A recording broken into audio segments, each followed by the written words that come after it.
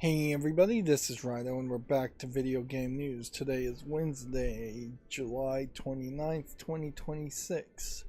Starting earlier today, we'll do a little bit of warm-up and then we'll jump into the video game news. We'll start by scrolling down the 24-hour peak concurrent chart.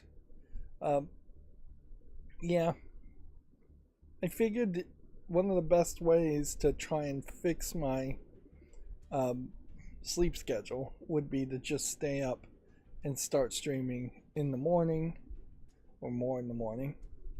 But as a actual individual plan, it's a terrible plan because there is just a real decent chance that by the time we're done at this stream I'm gonna be super sleepy, but we'll see what happens. Yeah. And that is, of course, terrible, terrible content creation to promise disaster when A, you're not guaranteeing disaster, or B, when you're not filming a disaster movie. It does very much feel like I didn't really accomplish too much in the past couple days. A big part of that, I think, is certainly the sleep schedule and just it being really hot, but yeah, I did a little bit of programming. I've gone full circle one time around in the follow-list cleanup, so I think I am done there. I don't see that there would be a lot of improvement going any further with the follow-list cleanup process off screen. It is now just going to be in a standing position for a while until I get the new news macros going. I did a little bit of more work, but not that much work programming the YouTube uploads or YouTube scheduling script that I'm working on. I've got a couple of things still to work on that are the harder things. One, the code is not pretty, and I want it to be a bit prettier, but either adding a ton of delay puts everything from being like one line to do an action into 3 lines being an action, and so I want to try and functionalize that and reduce the total number of repeated commands. But that is a little bit more complicated in that it also is going to, I'm trying to do it so it's not just delaying by time, which will work, but I'd rather it actually wait until a element is actually on screen, like these pop-ups, and act as soon as that element is detected instead of waiting a specific amount of time, which could be way too long or it could be short. And if it's short, the script won't run correctly at all. If it's too long, it'll just take too long. Although too long is a relative term there and it may not really matter. I'm not sure if I was really watching anything before Ride or Die on Prime Video, but I did watch that entire series. Oh no, I did watch an entire series called Rook, which was more of a British sci-fi series, and it was fine, but it does run into that same problem that all British series have, in that they tend to only go one series, as they call it, and never get a sequel, with the exception of things like Doctor Who. And so Rook as a concept, if it was an American show, would have set up after the first season to introduce a lot more and have a sequel and grow and be bigger, which is exactly what Ride or Die did. And I really liked Ride or Die. For For some reason, I thought the main female protagonist, Spy Lady, was Jamie Lee Curtis. Which, now that I think about it, Jamie Lee Curtis is actually a little too old to be even being playing the 50-year-old assassin lady that was the main actress. And in a funny way, it definitely feels like Ride or Die took a concept of a terrible comedy movie or two and turned it into a TV series that worked a lot better.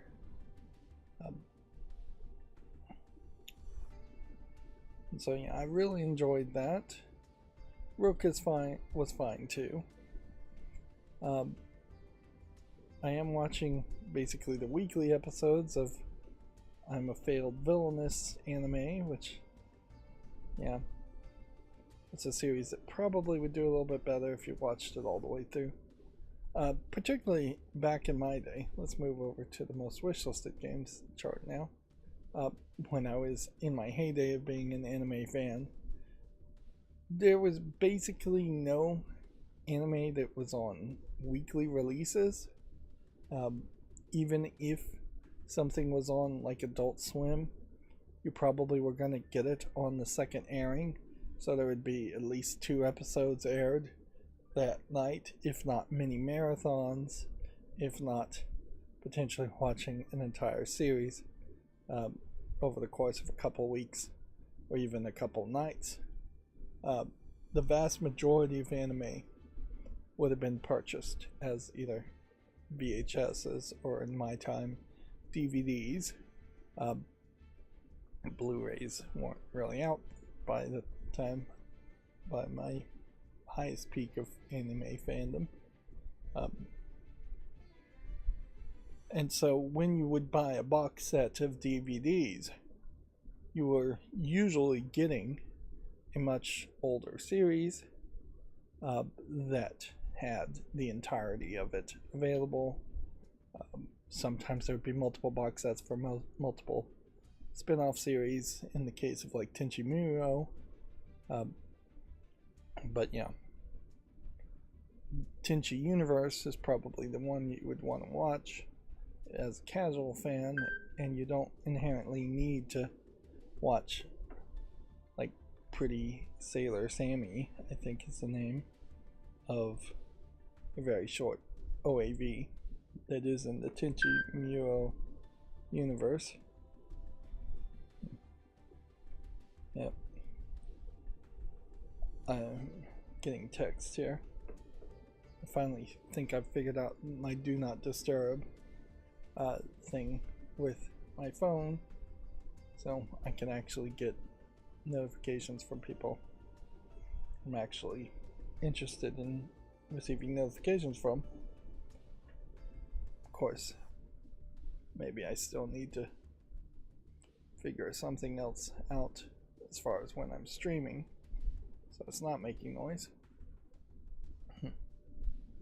But yeah, in the old day when you'd get a box set of like Tenchi Universe, to go back to that, you could very easily just watch all of the series in a matter of days, and that's normally how I would watch all of the series, which isn't always the best way to absorb information, for sure, but I don't think weekly ever really is the best way either.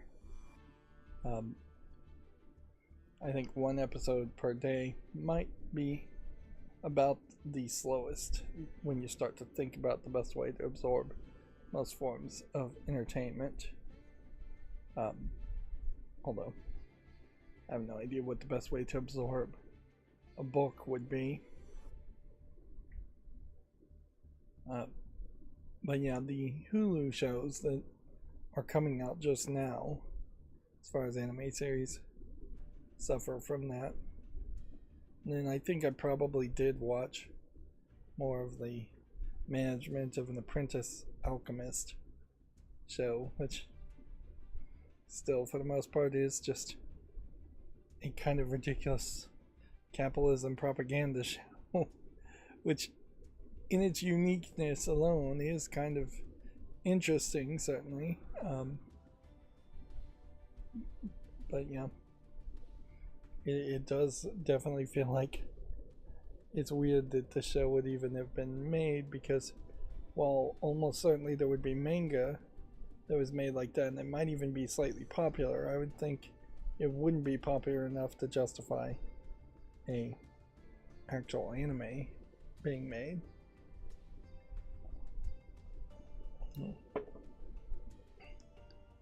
But yeah,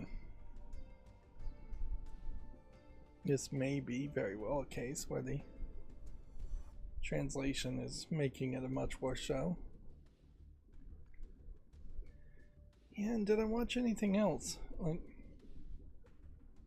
obviously I had a lot of time to watch a lot of TV, and I think that's probably where the last 2 days mostly disappeared, is that between, say, 8 in the evening and 6 to 10 in the morning, one day I watched all of Rook, and then between 8 in the evening last night and 6 in the morning this day, I watched all of Ride or Die.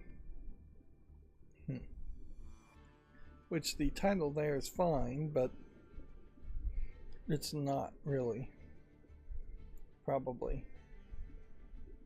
the best title. It is definitely to imply a friendship, and that's what the whole series is about.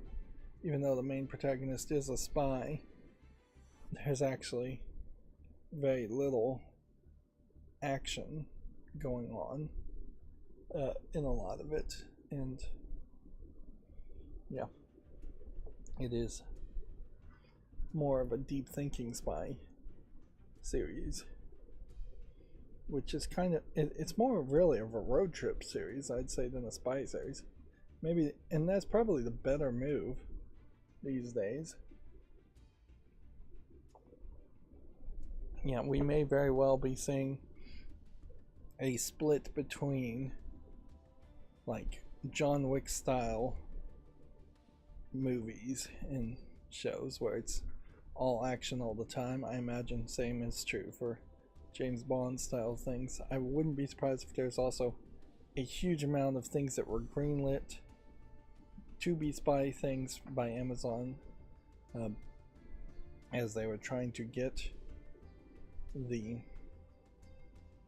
something to compete with James Bond, as they were trying to get the rights to James Bond. It also very possibly is that they knew that they were highly likely to get the rights to James Bond, which they eventually did. We still haven't seen what they're going to do with that. And they sent out a lot of requests for spec scripts. I think spec scripts is the right term here. Scripts in general of spy stories, to see which ones they would think would be good enough to turn into new James Bond movies. Because certainly you can't really make James Bond movies based on any of the Ian Fielding books. They've all been made, unless you're gonna just remake an old movie.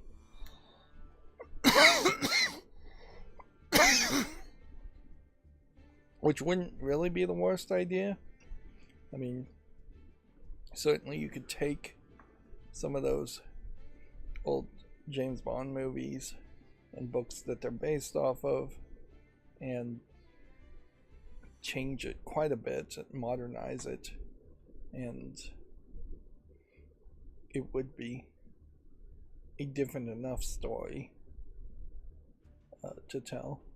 Certainly, my concerns with the James Bond series in particular is that it is going to fall into this problem that you run into with some other series, and that every movie feels like it needs to retell the origins. Superman is the prime example of that. It's just like every single Superman movie felt the need to talk about Krypton and Kal-El being raised as Clark Kent.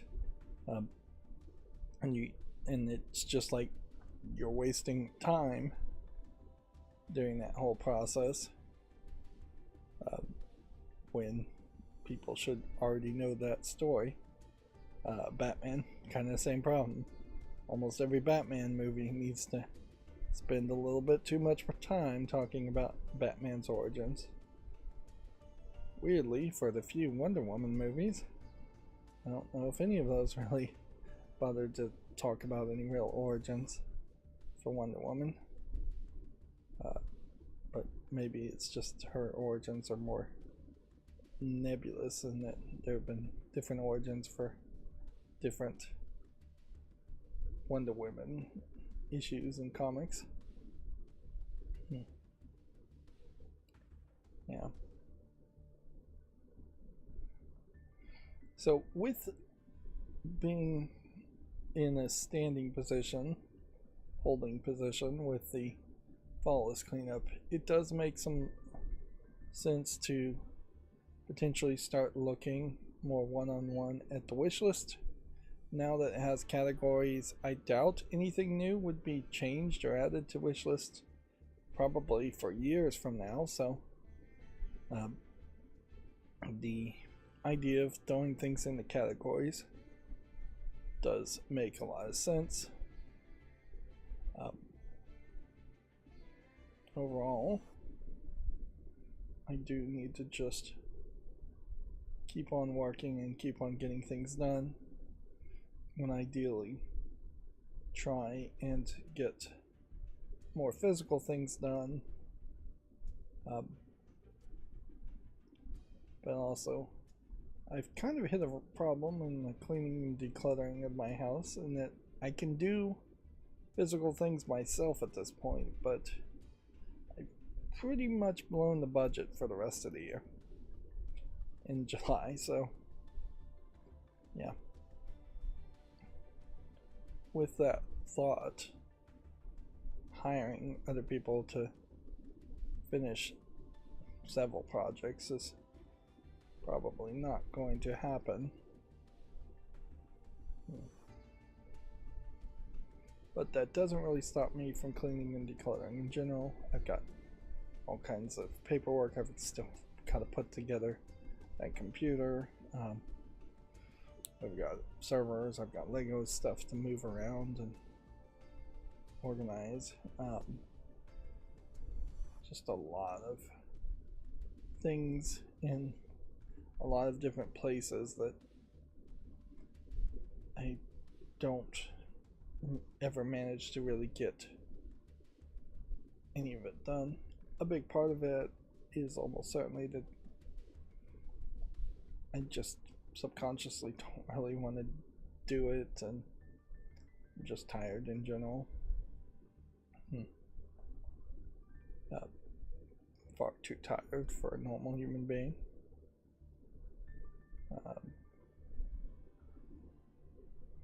I kind of slick deals in which I got 60 wooden bins, raw wood bins.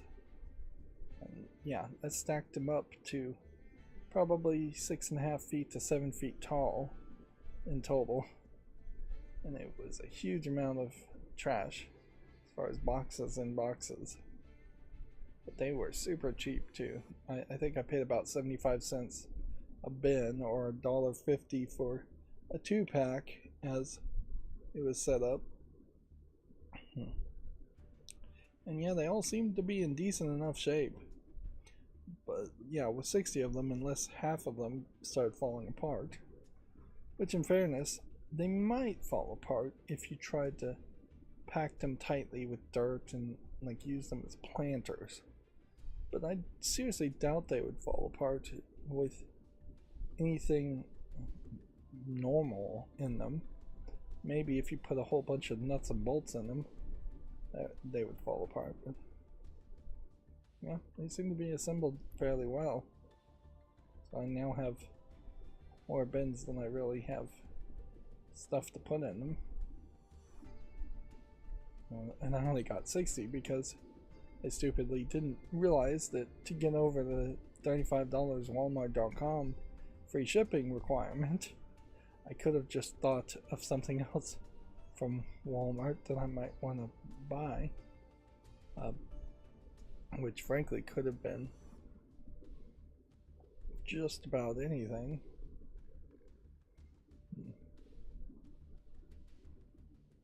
Yeah.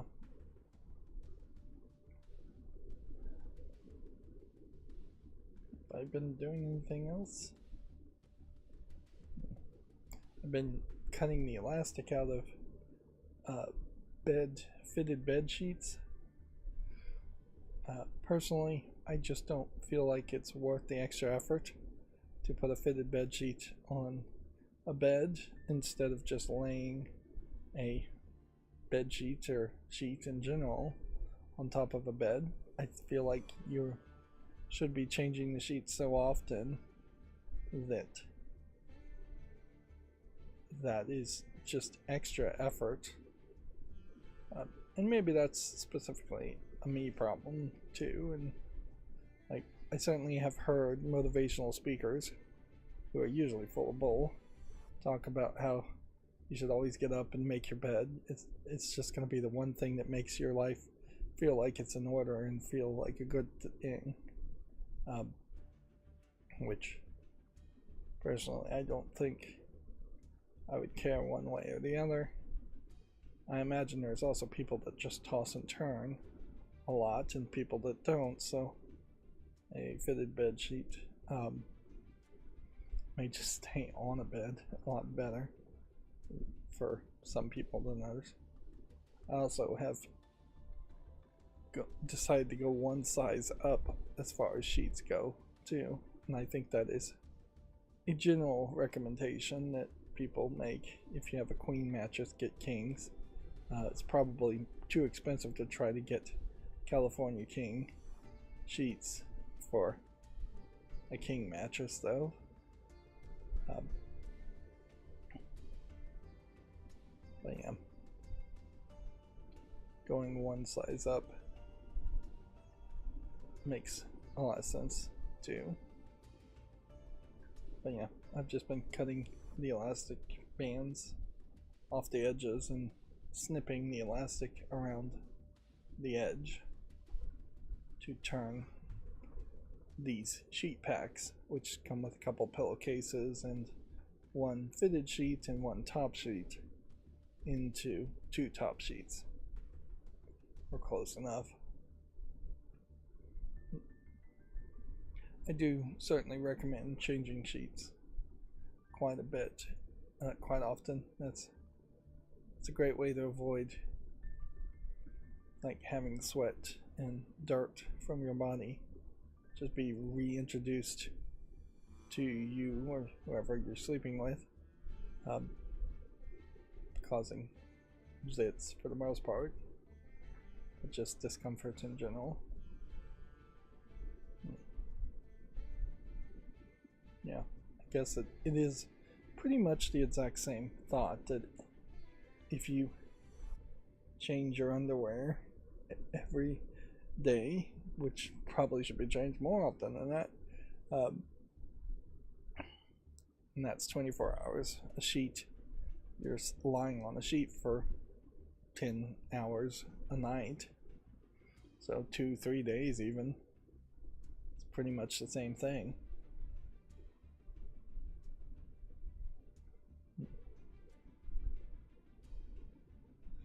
Of course, none of that really has much to do with video games. I'm still definitely thinking about the idea of physical cards to represent your Steam library. One of the things that probably could make that more of a business is that if you had a website that imported somebody's library, which is probably easy enough to do, you could pull the top 10 or so categories and tags that are aligned with those games, which then would let you sell a set of dividers. And see, I could see where you could run up the price to make it more of a business, where it would make more sense. for what it's going to cost in shipping. If you had dividers that were specially cut with like A through Z letters or game tags in general, certainly is an interesting thought as far as if you are displaying your games library. Would you just want it alphabetical, or would you want it categorical? Categorized, I guess that's the right word to say there. Which for the longest time, and still even now, my original anime collection, which has not been updated with all the new editions, was very much in a categorized setup where each shelf is its own genre, with then it typically being the case that the series goes from the most family friendly to the least family friendly on the right, which doesn't really mean too much and probably was a very subjective decision on my part. So it was a very personal organization system that makes no sense at all. I am definitely thinking I need to recategorize, scan all the barcodes, enter a new app, my collection, and in that case it's probably going to be alphabetical. I could see subdividing it by categories and then going alphabetical in that case, but yeah. I talked about Tenchi Universe, and directly to the right of Tenchi Universe is Excel Saga, which Tenchi Universe has only a little bit of lewdness, not much at all, and I think it's pretty much all censored, where Excel Saga is more of a comedy and has slightly more, in my mind. Again, almost certainly incredibly subjective and wrong as far as an order. And in that case, it's not actually Tenchi Universe that's directly next to it. Let's see. It's Tenchi in Tokyo, which is probably not even easy to find these days. But yeah, they made several spin-off series, continuation series of Tenchi stories where one of his harem characters is more of the lead female protagonist, and the universe and world itself is slightly different as far as what's going on.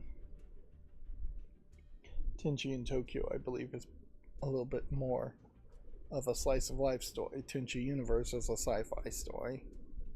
Tenchi Muro, I think before that, is maybe slightly more of a fantasy story, or with a little bit of sci-fi, but Tenchi Universe is more in space. Yeah, I'm talking about Tenchi Muro, and I wonder if anime fantasy states even really have seen that, which is increasingly a problem you'll find as you get older, is that people who even think of themselves as huge fans actually do not go back to watch things that predate them, so they will have nostalgia for something when they were a kid, but they may have been a kid only 10 years ago. I'm still playing Memento Mori. I did realize that there was something I could go and do in that, which is get rid of all the old people I'd friended.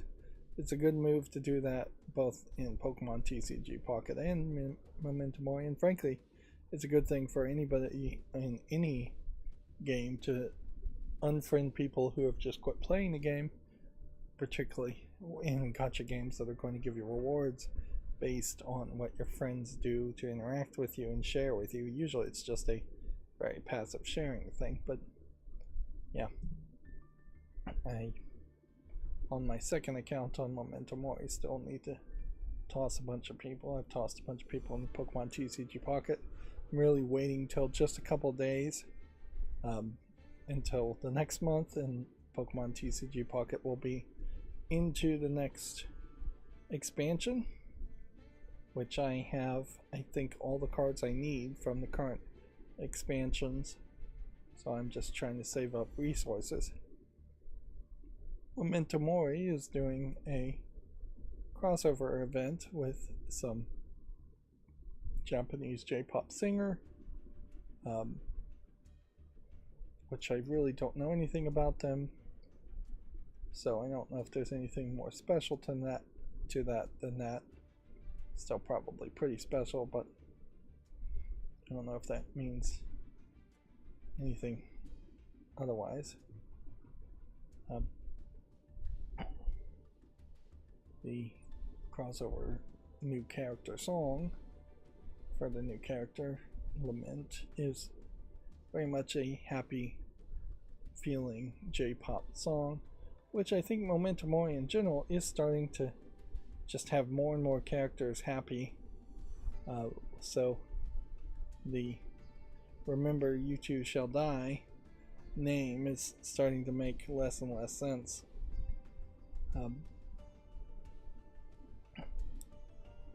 Yeah, but also it is kind of crazy to try and make a gacha game where there are some pretty sad, depressing stories. Although there certainly is an audience, and apparently I'm amongst them. Which that is one thing I've kind of realized it too, is that there is a level of twistedness, and I wouldn't say it's that much, because Ron and Fez, as a comedy podcast radio show that went on for years, with now Ron on the verge of dying himself, Fez having died years ago. Yeah, it is a fascinating journey of Fez as a character just losing his mind and going crazy, which he never really recovered from, as far as I can tell. But there's just a real thread of consistency of negativity in all of the podcast best of episodes that are on YouTube, amongst very few like huge highlights of comedy. And it did occur to me, as I tend to listen to these podcasts as just noise in the background a lot, if I really start to listen to what's going on, it is fairly twisted, that you're just, or I'm just involving and enveloping my environment with what is just kind of constant negative scenarios, whereas I imagine most people would be instead creating an environment full of positive scenarios to perhaps an asinine level, but I think that would be fairly more normal. And yeah, it doesn't really affect me for the most part. There are a few things that I don't like to listen to as far as their best ofs. Usually it's a character named Gail O, who's a real person, not really a character, who was absolutely a crazy drunk, it seems, in like every instance of her being allowed on the radio was super negative, without any real comedy aspect to it at all. It's not even funny mean, it's just we put a crazy person on the radio.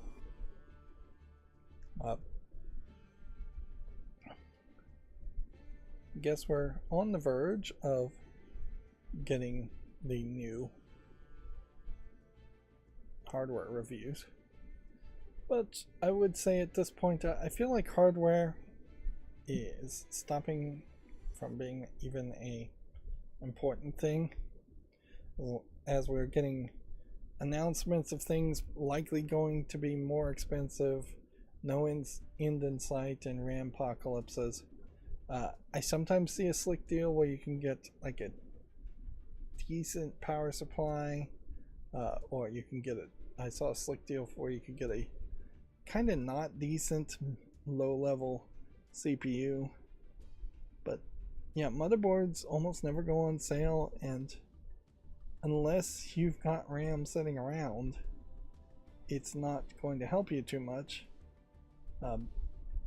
And in particular, it would have to probably be motherboards that support like DDR4 RAM, not motherboards that would support like DDR5 RAM. I don't think they have motherboards that would support DDR6 yet.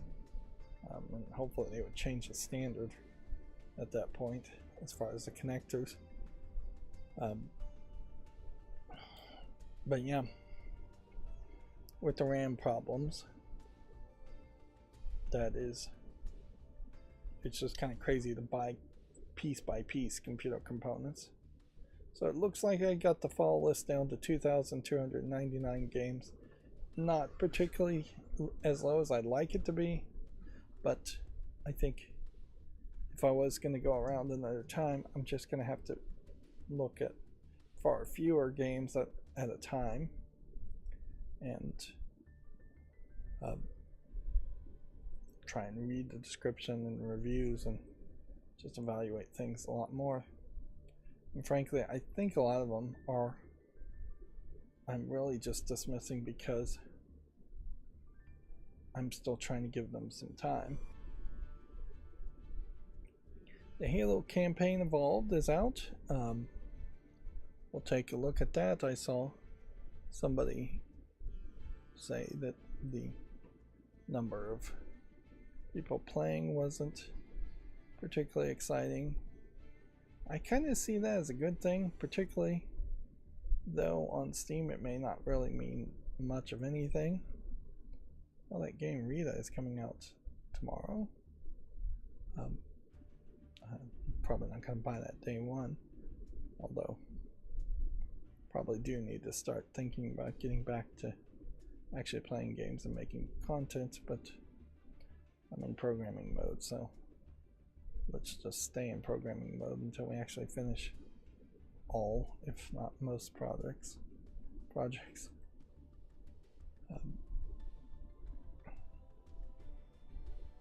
Yeah. The thing I guess that would really kick me in the gut is if I got that reservation email from the Steam machine and they said, but the price has changed and it's more expensive now.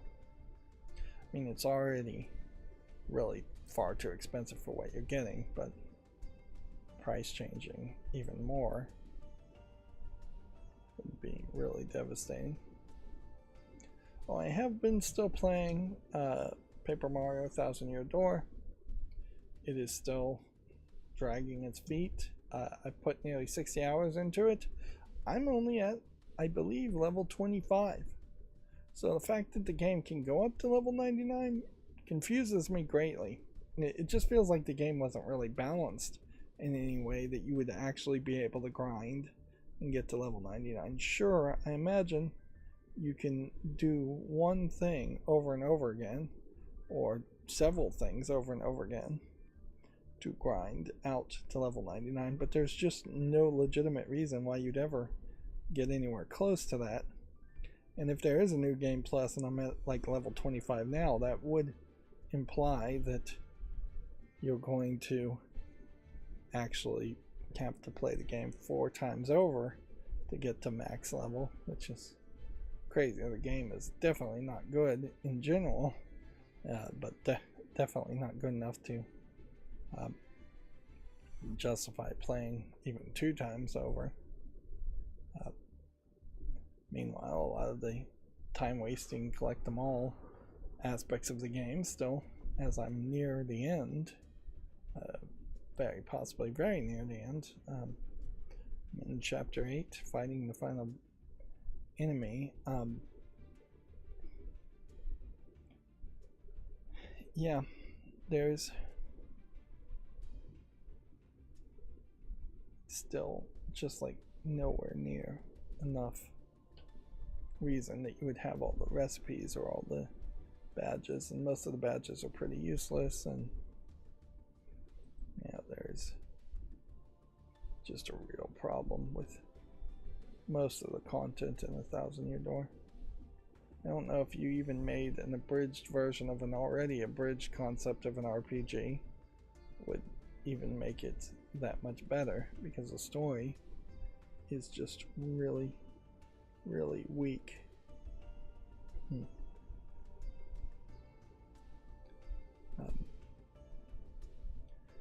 It is probably a great contrast to something like Mario Odyssey, where the story is pretty weak in Mario Odyssey too, but the difference is Mario Odyssey has these very interesting dynamic worlds, and there's just like a real motivation and reason to want to explore those worlds and wander around and spend a little bit more time there. Plus, the action platforming aspect of Mario Odyssey gives you a challenge that takes a little bit longer, whereas Paper Mario with the turn-based RPG is just doing the exact same thing over and over and over again, and giving you very little rewards. I don't know how much you could even improve that. You could take rooms that have 3 or 4 enemies and turn them into rooms that have 1 enemy, and that's only going to improve it so much. Maybe I played the game on a harder difficulty at the very beginning and just now have forgotten about it. I don't know why I would do that with an RPG game though. Like, if there was an easy mode for any kind of game that's an RPG, I think I would have taken that. That would have, I thought, that would have made a lot more sense, just to speed the process up. And I think I said in the past that there were no sound settings. Turns out the sound settings are only available at the very beginning when you load the save files up, which, since I'm playing on a Steam Deck and just putting the Steam Deck to sleep and just leaving the game running, I'm not seeing the load screen anywhere as much as I normally would. Although I'm still seeing it, because if you die, you go back to that. So Halo campaign involved is 67% positive with 6,363 people playing it. That might very well be an issue with the PC version, or the Steam version in particular. There was definitely feelings that they weren't really doing a great job of remastering Halo, even in early presentations. You can see the 24-hour peak here is 25,376 players, which, while a big number, is very possibly not big enough. But then I think it is also worth thinking about, and no, I did not go and try to speed up these slideshow images like I talked about in the last stream. It's still on the list, I just didn't get to it.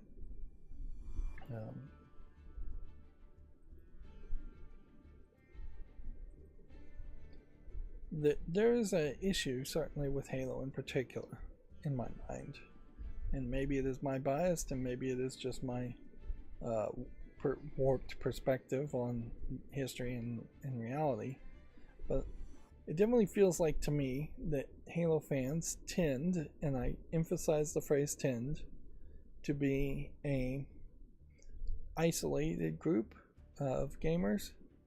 An inclusive group perhaps might be a good word to say. I'm going to call them the Gamer Bros. Maybe that phrase is loaded, but that's what I think of them. And by inclusive, I don't inherently mean that they don't let other genders or races in. I mean they do not include other video games in their repertoire of games they play. I think Xbox originally just really advertised and pushed to turn who would have been probably jocks in a previous generation into gamers by making a game that was fairly different from what most other gamers would have expected / wanted. And yeah, this is where almost certainly a gaming community that was very much a niche, small gaming community lost some of its control as a community, and maybe lost some of its community-ness in general as the Gamer Bros came in, and they just were not playing like PC games at all, and they weren't playing RPGs, and they weren't playing fighting games even in most cases. Again, I'm talking very generically and just from what I perceive or have perceived in the past. And inherently, Microsoft just poured so much money into the Gamer Bros, and it worked for them for a very long time, making them a decent amount of money in the early days, but I think it was pretty well diminishing returns too, and it definitely had a negative influence on the gaming development side of the gaming community and the publishing side of the gaming community, in that publishers very much wanted just something like Halo that would make them even more money, as publishers were also trying to shove in live service as a concept and microtransactions and DLC as a concept. And we've really had probably 2 decades at least of publishers being hyper fixated on wanting to fund the next Halo type game, the next first person shooter type game. Sure, it wasn't just Halo that was a success. You also had Call of Duty and Battlefield games, which were almost certainly partially successful because of the Gamer Bros coming into video games. But yeah, in a lot of ways, the nerds basically got their hobby taken away from them with Microsoft and Halo in particular. Yeah. And so, my general opinion, if I'm going to just form a general opinion, is that I think that audience has pretty much either grown up, their tastes have changed, they are too busy to play games in general, or for the most part, I imagine they've just moved on to other first-person shooter player versus player type games. It is interesting that they are tagged mostly with LGBTQ+. I suspect that is because this is getting review bomb tagged. Because yeah, I don't know of any character in Halo that you would technically call LGBTQ+. Although, if it was a full LGBTQIA+ list, you might argue that Halo's main character is asexual.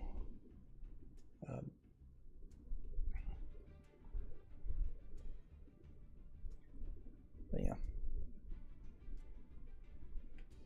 Mixed review. Let's actually look at the reviews now that I've had my say on my perspective of Halo in the past, and where I imagine the Halo audience has just moved on and are probably playing some other live service game that's really popular right now. Suppose we could do a brief guess here by just opening up the first person shooter category and seeing what they have. It certainly is also worth pointing out that there were games like Doom that were shooters before Halo, but those games tended to be fairly niche too. There's a big difference between what Halo is and what Doom has always been, which is a single player game. Yeah. This demo in its early development was one of the ones that was heavily criticized as far as visual comparisons.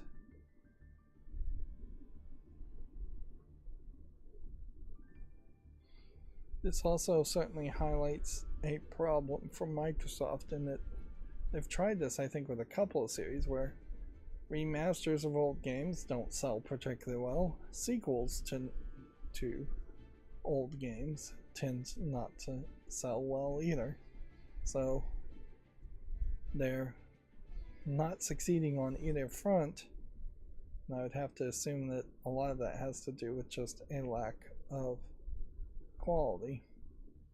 Although it may very well be a lack of advertising more than quality as an issue.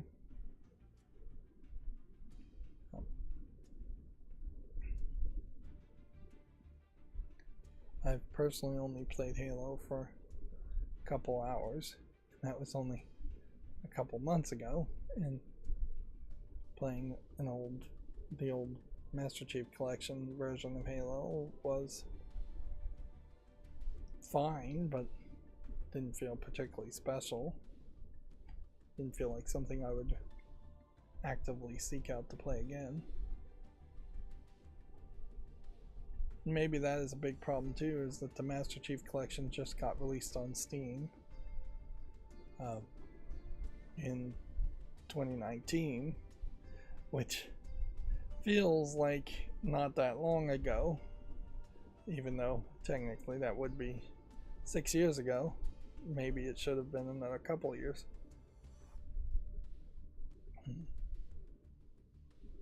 So first not recommended is having to scan a QR code every time I boot the game to be able to log in and play. Is a joke. Your game was cracked and up for torrent before its actual release. Get a grip with this always online rubbish for campaign. So they're not happy with a QR code requirement. Interesting.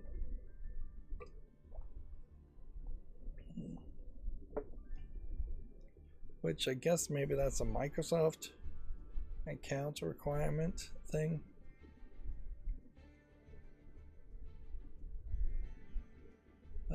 Next review is UI5 graphics slop game no longer has that retro sci-fi feel that the original had. Looks better than the anniversary version, but that was literally a rush job made by modders and contractors, so the bar was very low. Runs like poop, I'm gonna say, feels like poop, with input delay from all the upscaling, and frame gem you have on has bugs that weren't present in the original plays, like a horrid amalgam, I can't pronounce that word, of past Halos. No local player versus player or online multiplayer either, just co-op. It's just a poop circus. And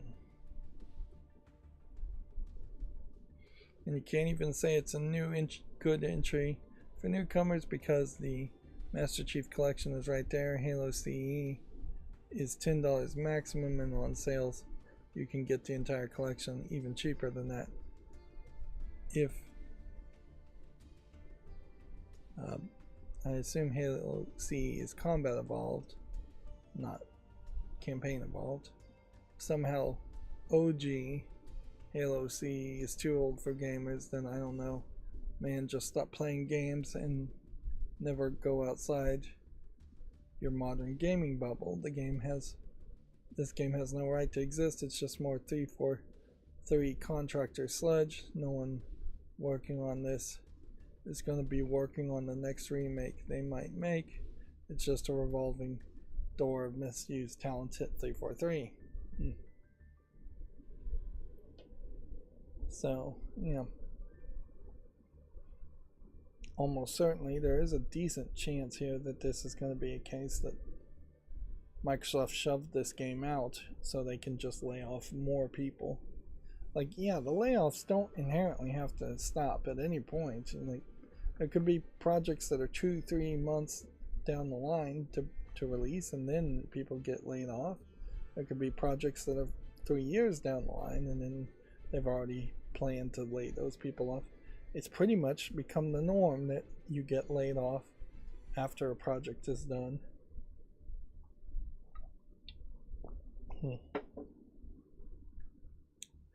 Now, honestly, I just don't know what a remaster of Halo would have had to do to get people really excited about it. I kind of wouldn't be surprised if this is a case where even Tim Sweeney was pushing this remaster just to try and highlight the graphical ability of Unreal Engine 5. Next positive one says this is barely a thumbs up. That's about as much as I need to read. I did see an interesting meme where it's like the negative reviews really just have way more value than positive reviews do, and certainly that almost certainly is the case for me. So, in comparison, let's see if we open up Gary's mod. Alright, let's go with popular titles. You got Apex Legends mixed. You've got PUBG Battlegrounds mixed. I think this might also here highlight a factor in that the audience for first-person shooters are never particularly happy. Destiny 2 is mostly positive. We'll open that one up.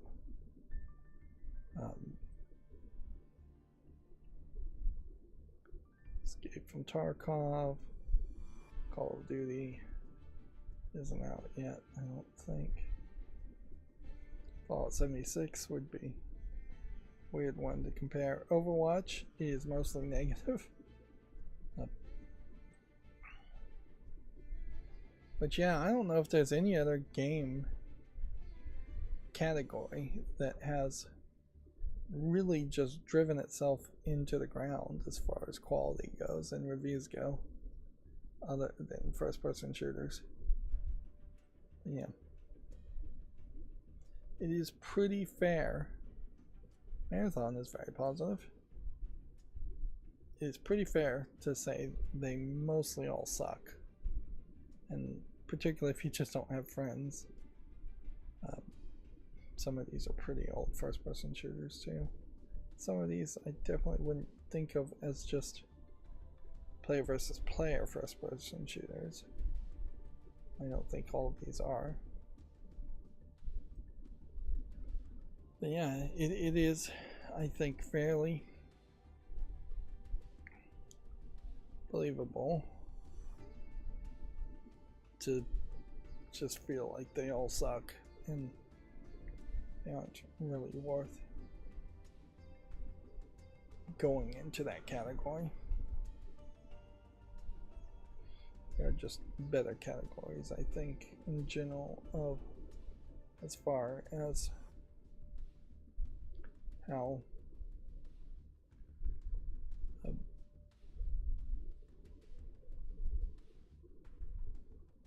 want to open this image. Can I do that?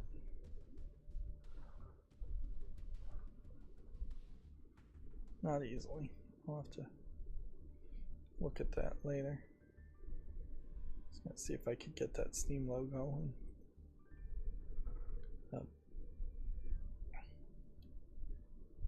with me adding the extra buttons, this game highlights that it doesn't have a single player, and while Marathon is rated very positively, it is far below its all-time peak of 88,000 and only has about 7,000 if I round up people in the last 24 hours.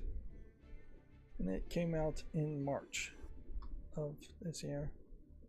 Destiny 2 had an all-time peak of 316,000, and those perhaps are numbers that we'll just never see again on Steam. But Destiny 2, in contrast, while being mostly positive, has 48,000 people in the last 24 hours playing at the same time.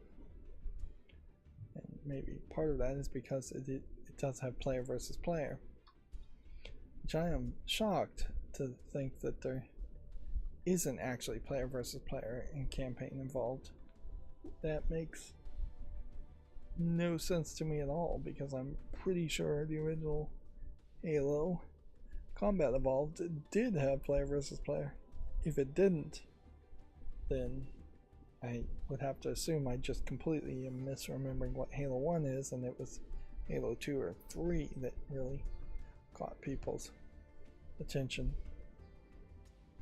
And yes, certainly, I guess this campaign involved is paving a way for there to be very low chances of a Halo 2 campaign involved or Halo 3.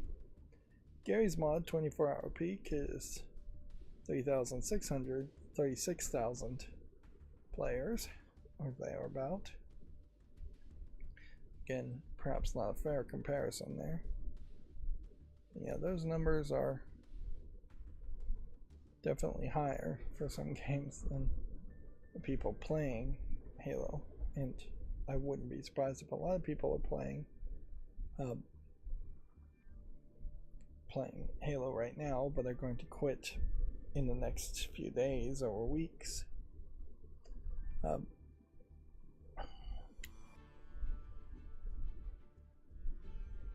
I think I may have finally found, and this might be in part because of the new changes that are happening to the YouTube algorithm, I may have finally found a new YouTube channel that actually reviews videos that I'm actually reviews video games that I might actually stick around to listen to.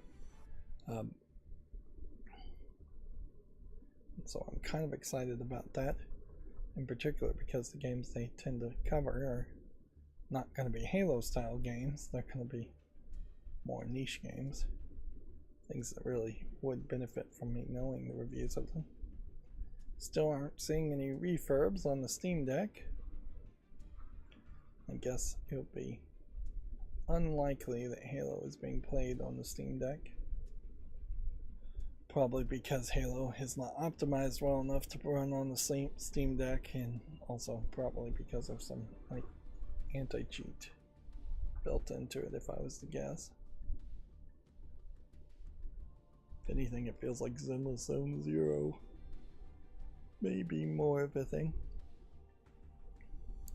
Although, we are seeing a knock-on effect of the Master Chief Collection being played on the Steam Deck. Interesting.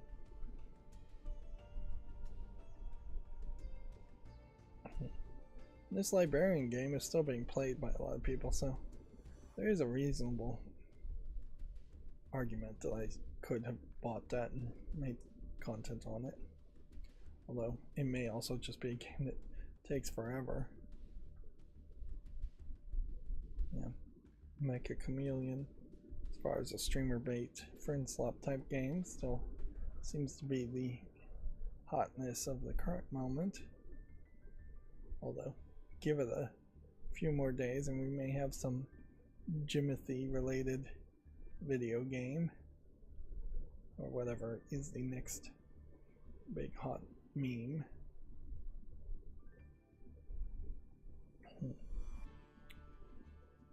Campaign Involved is actually being played by some people on the Steam Deck, and it's even Steam Deck verified for what little that actually means. That's actually rather surprising. Well, it looks like my news macros actually worked today, which I have no idea why it works and why it doesn't. The best I've ever been able to figure out is it seems like it works more likely to work when I have a fresh restart to Firefox. So it probably is some kind of memory leak of some sort, which would be my guess. Let's go through the Video Games Chronicle articles. We have a quote here: "That's what we value as players." Claire Obscure Lead says Sony's decision to stop making discs is super sad.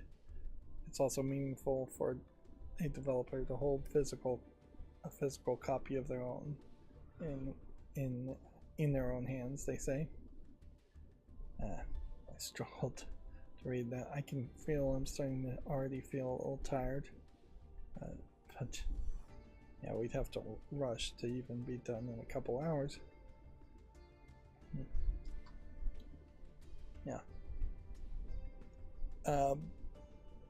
The idea of Claire Obscura selling a collector's edition with figurines or postcards or posters and things like that, though, probably would still make a more interesting collector's edition thought. And yeah, we were very well hitting a point where a lot of collector's editions did have completely disc-free versions of the game. So you would buy the game and maybe get it, or you'd buy the game digitally, and then you get the collector's edition of a bunch of collectibles and decorations separately.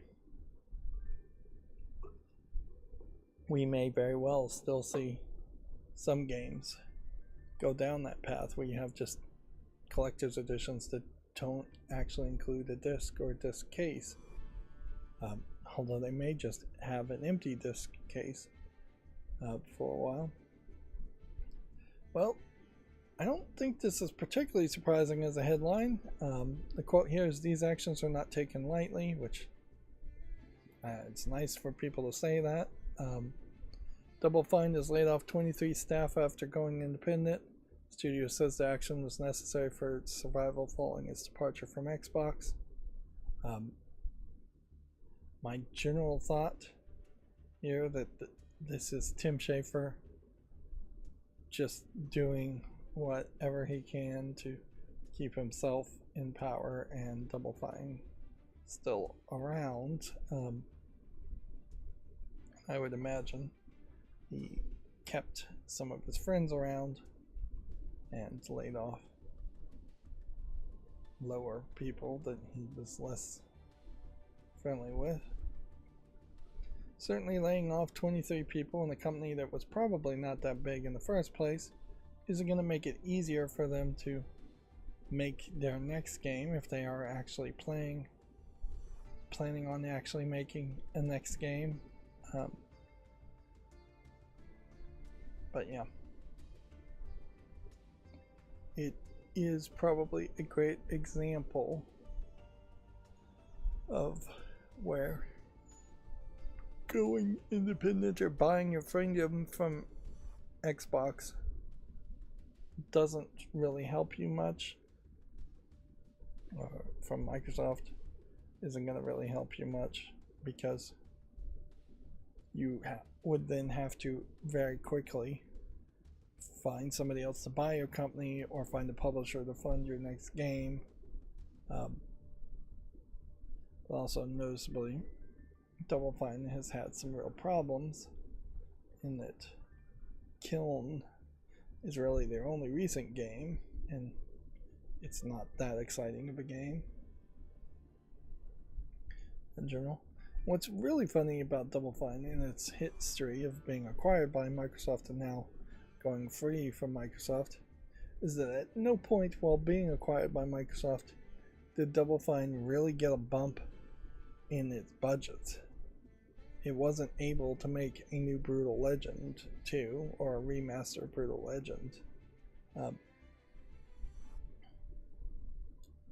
Which, speaking of Brutal Legend, as we know, Ozzy Osbourne has died. Maybe people have kind of forgotten about that. He was old and sick, and I believe he had made pre-plans to die with some dignity. It does make a interesting point as far as how sleazy would it be to use AI to make new singing songs of Ozzy Osbourne at this point. It's been maybe a year or two since he's died. Not a significantly long time. I think round numbers probably make it less sleazy. But yeah, if it was 10 years, in contrast, if you were just for your own personal use and not trying to sell it, or to use Michael Jackson's AI voice to sing these songs, I don't think too many people would really complain about that. Or Elvis's or the Beatles. Yeah, I think all of that is probably minimal amounts of sleaziness and complaining. Of course, there will always be some level of sleaziness and complaining. But yeah, I've always had in the back of my mind, because Ozzy Osbourne's voice was actually very nice. It would have been, I thought, really interesting if he brought in some of his family to sing with him and sung old Church of England or Catholic hymnal songs in some kind of desecrated church, and just put out an album for the Christians, effectively, actually earnestly doing a really good job, which I think he could really do that. Almost certainly he sung those songs in his youth, growing up in England. Yeah, and that would just have been a very interesting twist to say here's the black metal, heavy metal character that Christians tended to hate, winning them over, which I think, yeah, I don't think someone like Marilyn Manson could ever pull that off. I don't think there's just as much age there. Maybe you could do it in a couple of decades, but yeah, Marilyn Manson's music is a little too harsh compared to the less harshness of Ozzy Osbourne's music. But yeah, there's another project in my head. A project that kind of could go nowhere unless you actually got permission from his estates to actually use his AI likeness to make an actual album and posthumously label it from the voice of the AI voice. And would people buy albums from the AI voice of people who have passed? Maybe, maybe not.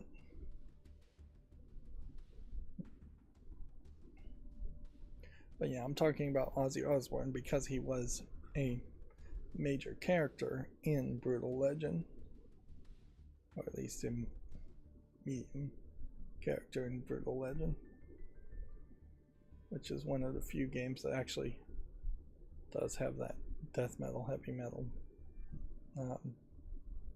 theme to it, which we could use a few more games like that.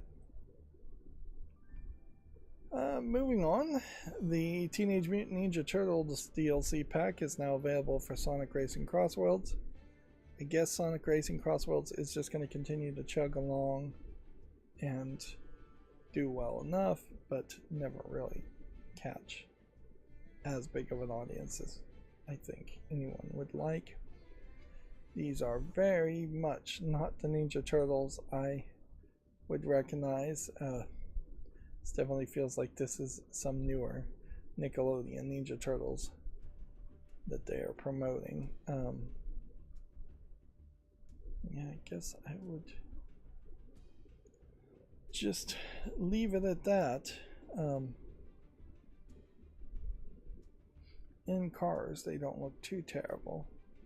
Or this one doesn't look too terrible, but separated out and zoomed in, you can definitely see the proportions are far from what I would normally expect.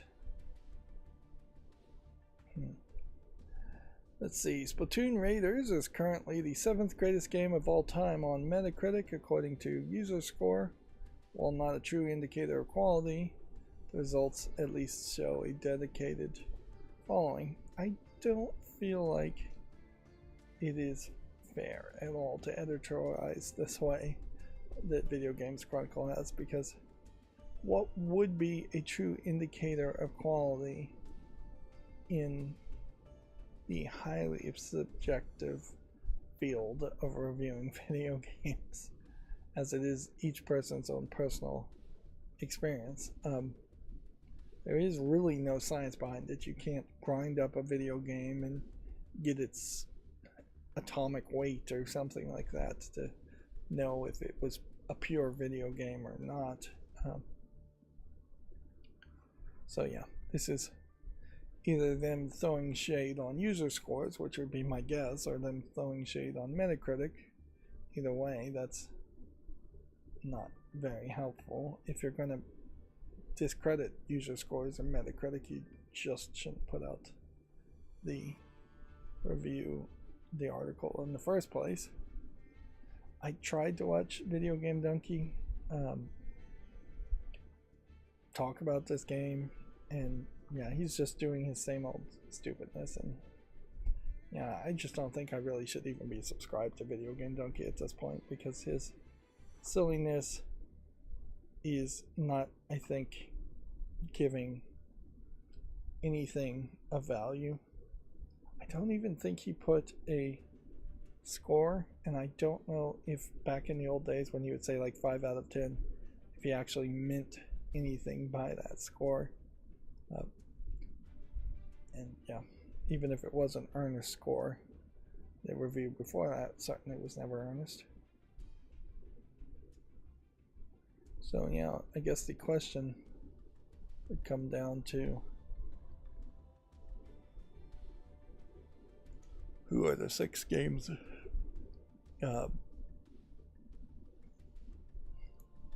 above them? And I guess the 5th greatest game all time is Cory in the House, which was a meme.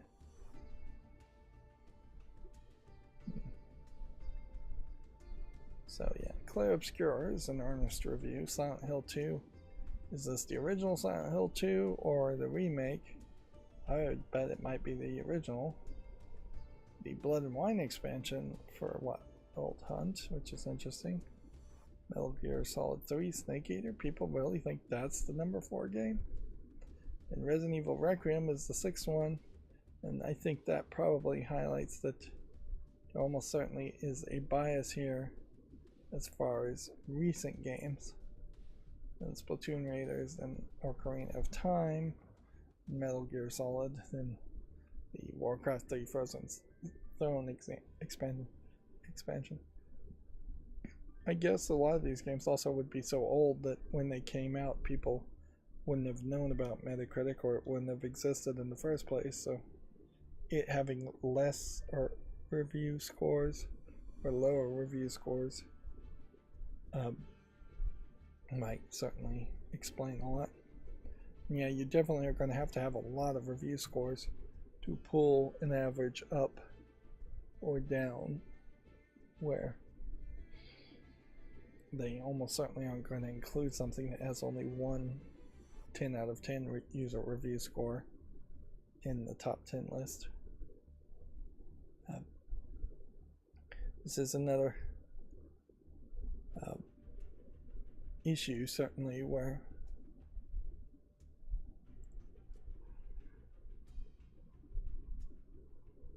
I need more sources that will actually review games and that I can trust, and just the generic user scores on Metacritic is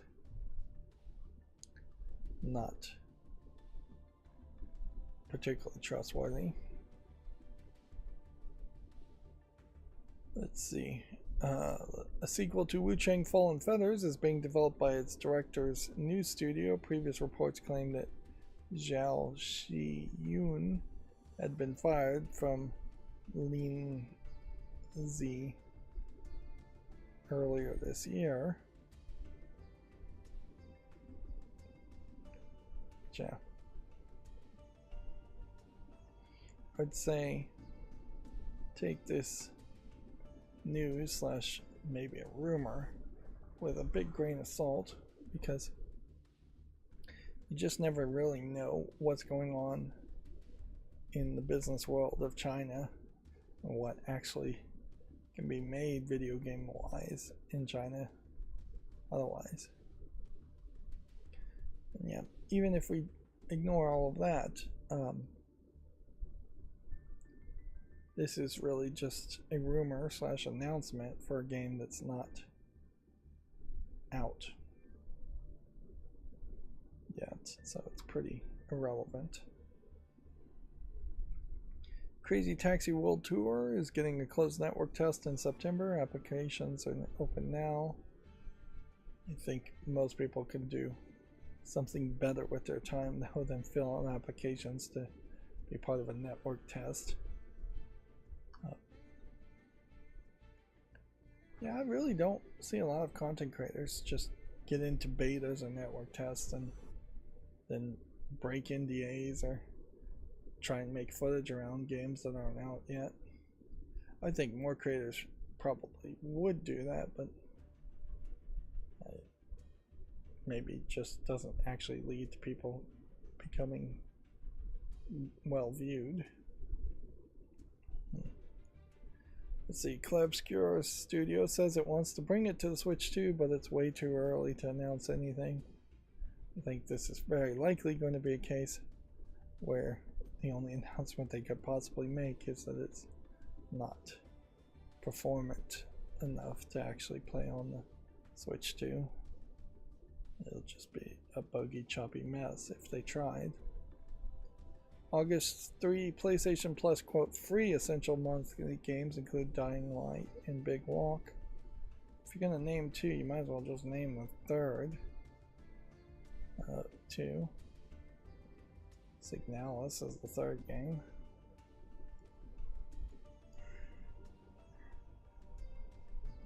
Which, maybe this is an example again of Video Games Chronicles perhaps having a bias, although we haven't seen a lot of examples of Video Games Chronicles having a bias. But it is true that when you speak in more general terms, mainstream video game journalists do have a bias against anything that might be perceived as a little bit more lewd, like a lady in what looks like a black leather cat suit and slightly more of an anime style compared to the cartoony animation style of Big Walk or the hyper-realistic animation style of Dying Light 2.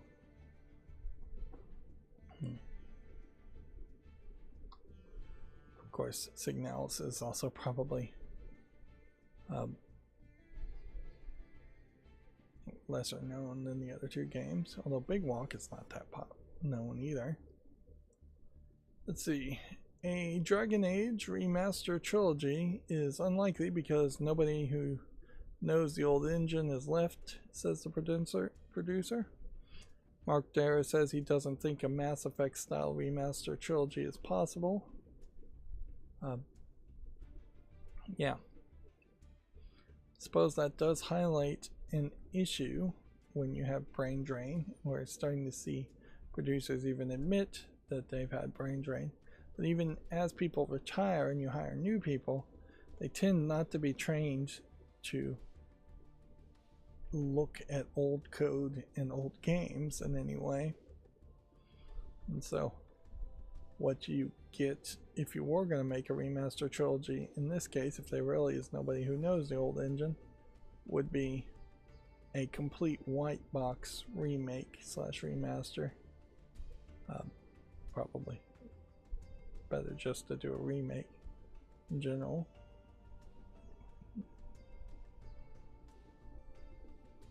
There is, I think, a pretty big fandom amongst Dragon Age, so There is a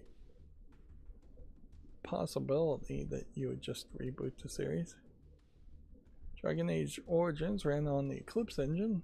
I have never heard of that one. Apparently that was an enhanced version of the Aurora engine.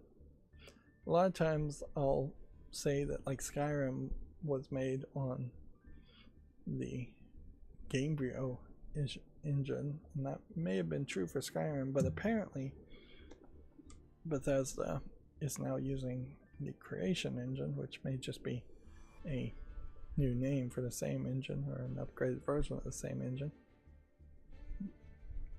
But yeah, there definitely was a period there where every big company was trying to do their own internal engines, and maybe that was kind of necessary, but also is biting them in the butt decades later. Tech debt.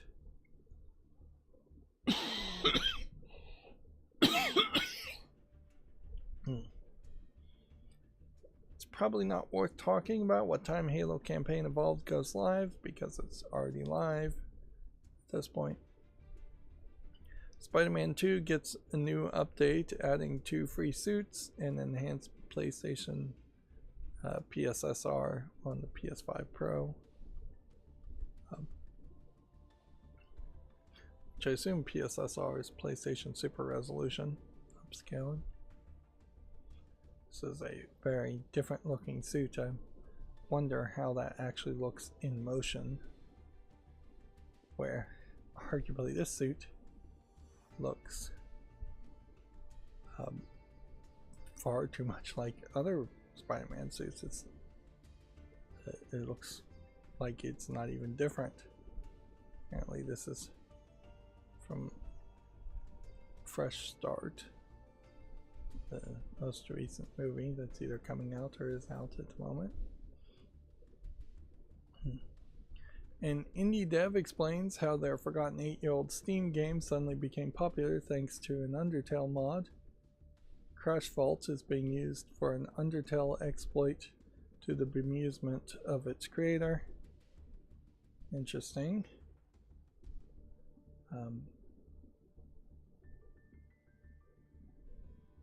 Which it's interesting that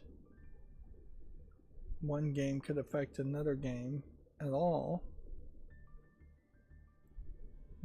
But I do think, particularly on Windows, Steam needs to do a much better job of trying to sandbox itself, games away from each other.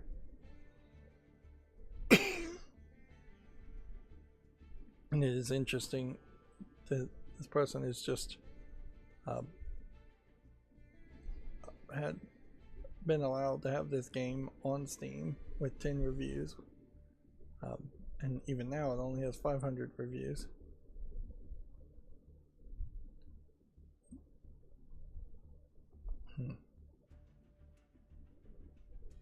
Crash Vault is being used for Undertale Together, a co-op mod for Undertale which lets 2 players play the game together.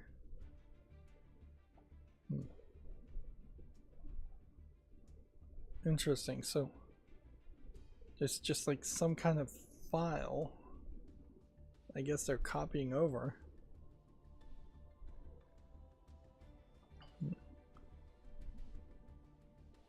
Or is it the case that, like, you can't really have 2 games running on your same account normally?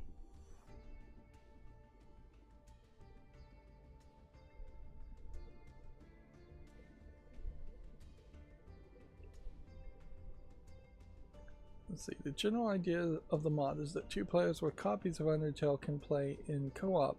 Some players have been sharing tutorials which allow one user to play co-op with another who doesn't own a copy of the game using Steam Remote Play. So Undertale could really undercut this pretty easily by just giving a guest pass for the co-op to everybody who owns Undertale.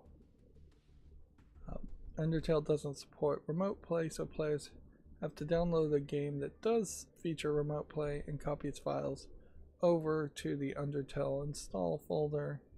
Okay. At which point they can activate remote play in Undertale, which probably highlights where remote play is pretty agnostic in that it doesn't actually require the game to be compatible with it.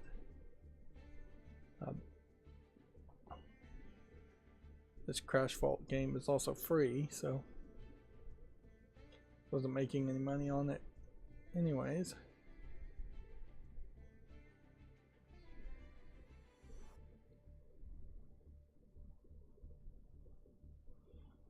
Well, that seems like an oddly complicated thing that should be solved one way or the other. Either just adding remote play to Undertale very quickly, or giving guest passes, which I guess guest passes in this case wouldn't even really help because they have to get the remote play co-op aspect to potentially work. Yeah. And I just don't know what hoops you have to jump through that you can remote play one game on the same account while also, well, I guess maybe if it's a free game you make a second account and then you remote play it co-oping. Yeah, I guess that makes sense. Does Undertale actually even make any sense with co-op? I question that, but I guess it has it, so it must make some sense. Here we have a quote: "A single point of failure can't ruin your night again," end quote. Xbox's chief technical officer says Monday's major outage was, quote, "unacceptable." Scott Van Vliet has explained what led to the outage and what's being done to prevent it again. I think a big problem here with these major outages is that there's just been too many monopolies allowed to be formed, and the internet itself was kind of designed poorly as a branching, spanning tree architecture. It evolved further and further away from being a redundant architecture for the military to always be able to communicate with each other. DNS is a major factor, certainly. You know, routing tables too could be a big thing, and we really should just get to the point where all traffic is just broadcast in every direction and it's encrypted and only the receiver knows the decryption key. Even then, we still need a lot more redundant backbone technologies instead of one fiber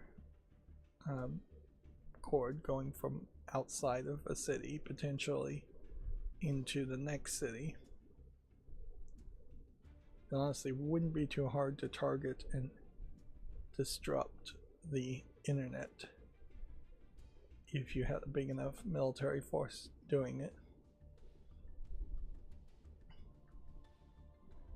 The other point to make here is this once again feels like Asha Sharma has just not put a muzzle on enough people at Microsoft, that we are just having these very public statements being made and they aren't coming directly from her, and they are just coming from random people saying things different, potentially undercutting her authority and her messaging.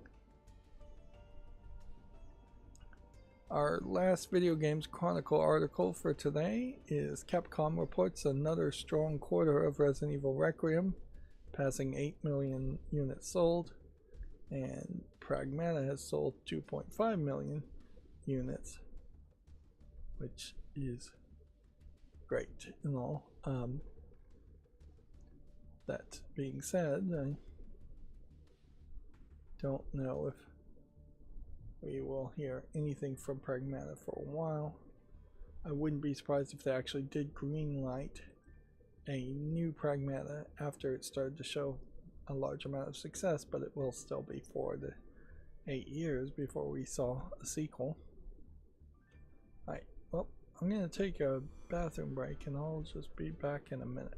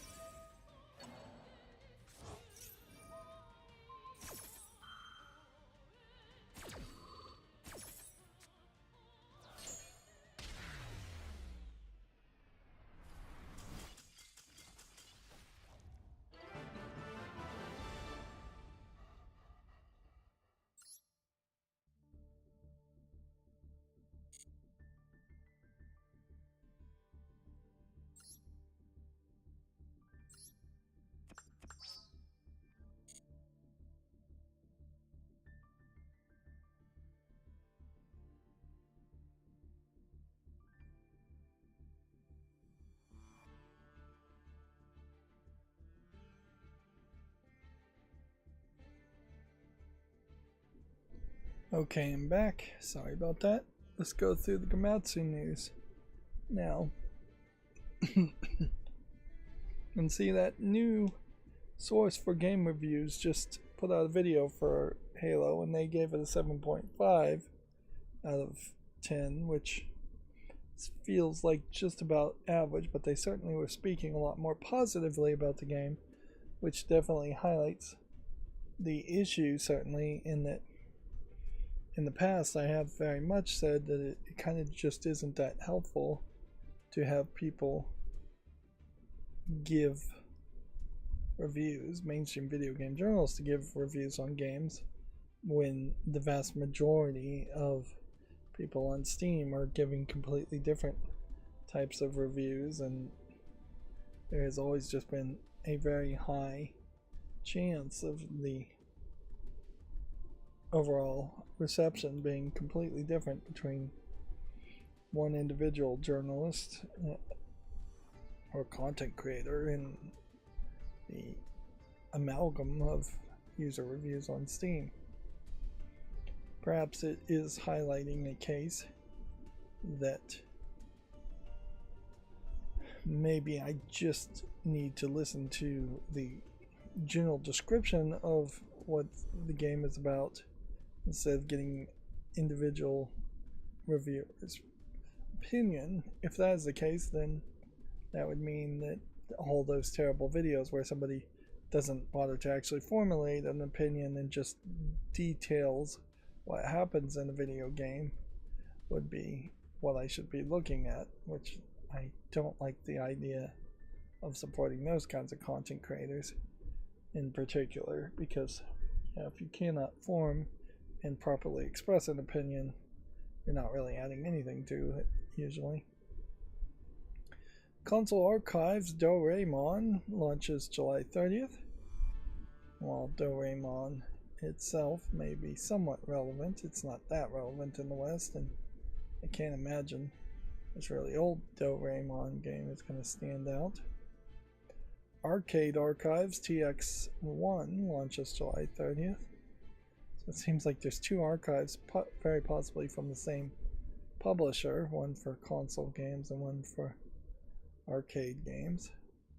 You used to have a lot of these kinds of collections show up in like Game Boy Advanced cheap games, where they're taking old arcade games or old NES games and bundling them and reselling them. Although there definitely was a point there where getting like 2 games on a Game Boy game was considered a steal, whereas nowadays you could easily have hundreds of games, if not all the games on a cartridge of a certain era. Well, I guess a Wu Chang Fallen Feathers sequel has been announced, now in development by the original creator. I'll say Gametsu's version of this headline makes it much more clear that it actually was announced, whereas I speculated previously that it was just a rumor. I don't know why we're looking at Fuga Memories of Steel in this case.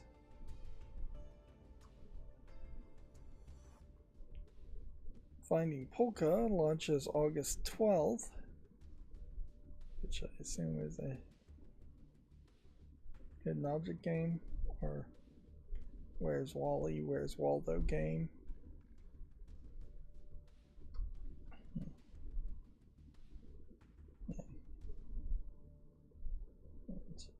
Unless there's something more to this.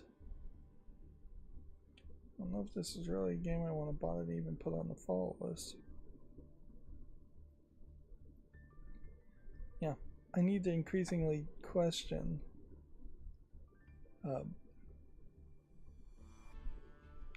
whether there is any way to actually make good content around playing a game like this. If there isn't, then I need to decide to do something different. And I turned off the hotkey, so if I turn it on here, every single page that's already opened, well, would have to reload, and it won't automatically reload, so I don't think it will anyways. So,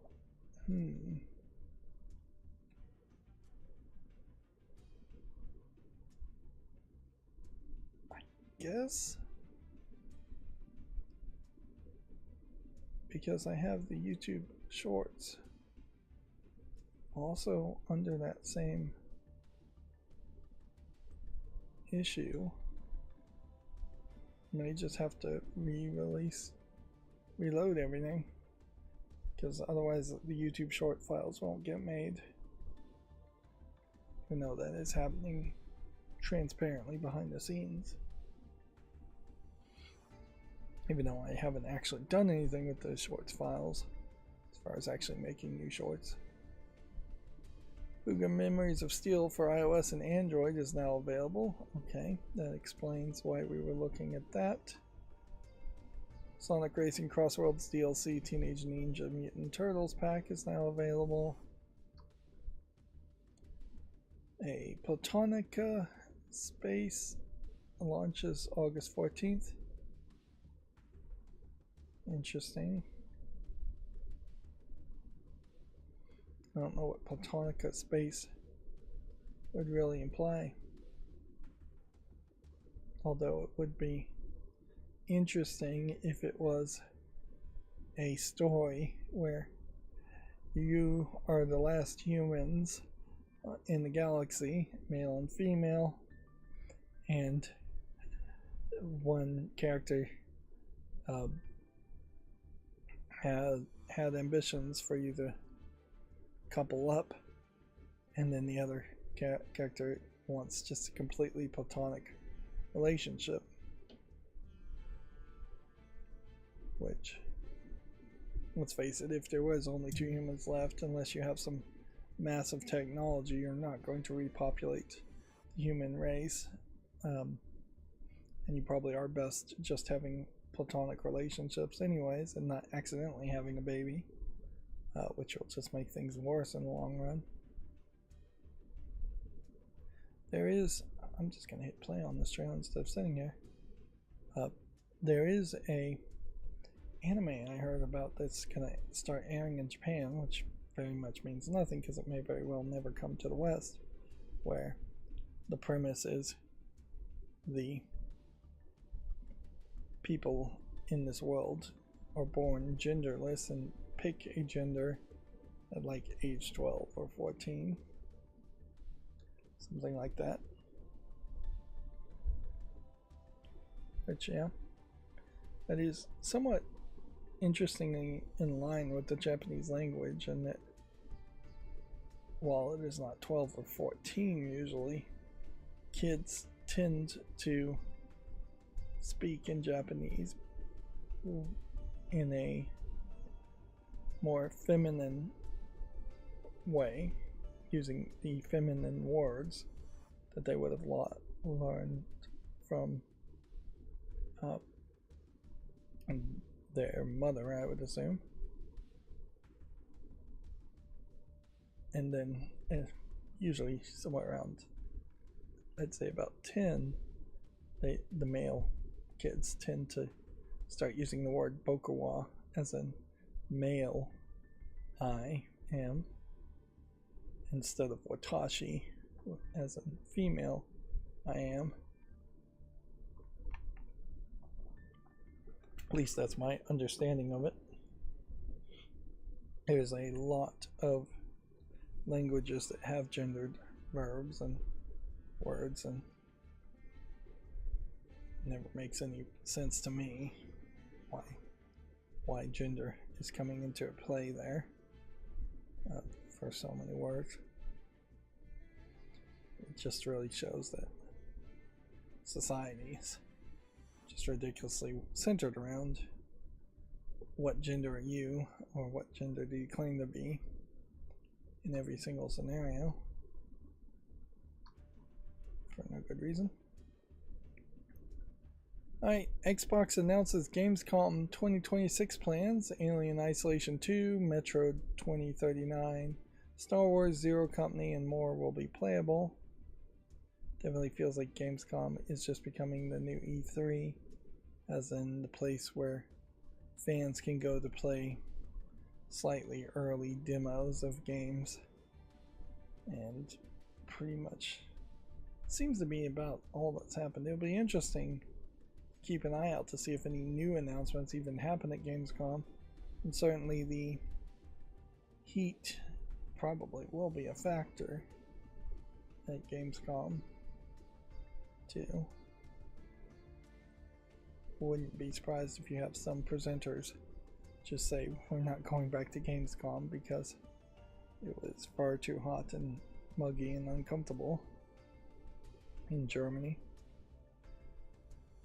Also, I suppose it is worth pointing out, although so far we haven't had any announcement of it being connected, but of there being any connection at all, but there was a religious extremist attack for a car attack against the Pride Parade in Germany just a couple days ago, so I could see security definitely being beefed up at Gamescom when it happens just because of that.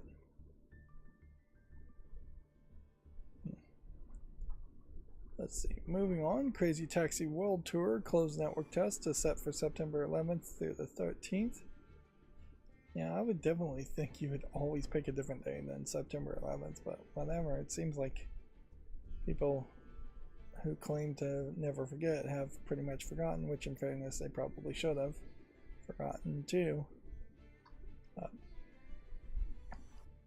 Harvest Moon, the Lost Valley, and Harvest Valley, the Skytree Village is now available for iOS and Android.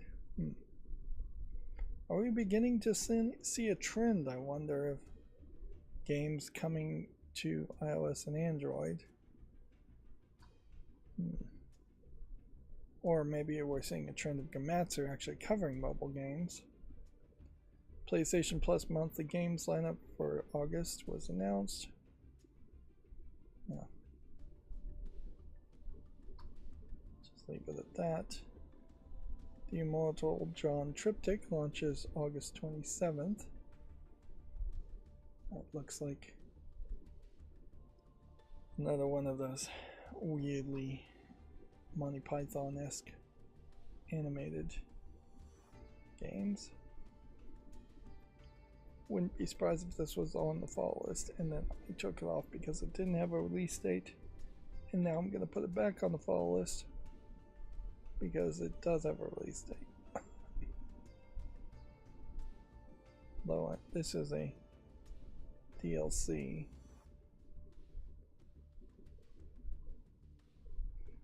Not the main game.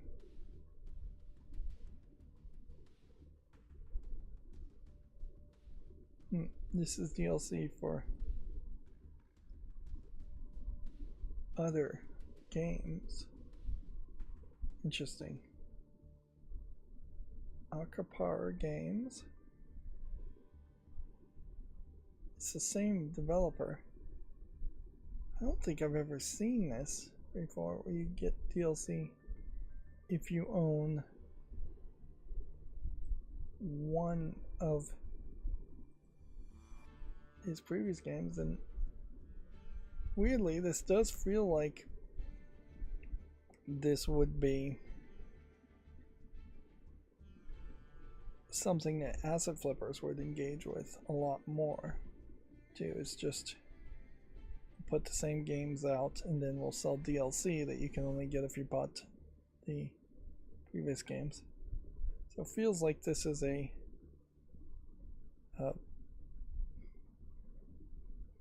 DLC that is wrapping up 3 point-and-click games, which then the next question certainly to ask would have been, how do you play, what order do you play that in as far as those 3 games, or how do you even know that those 3 games are actually connected?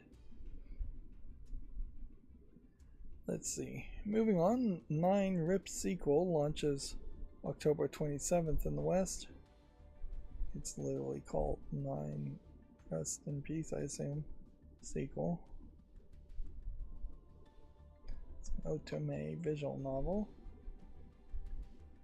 Teenage Mutant Ninja Turtles Splintered Fate Switch 2 Physical Edition with new DLC characters announced. Interesting.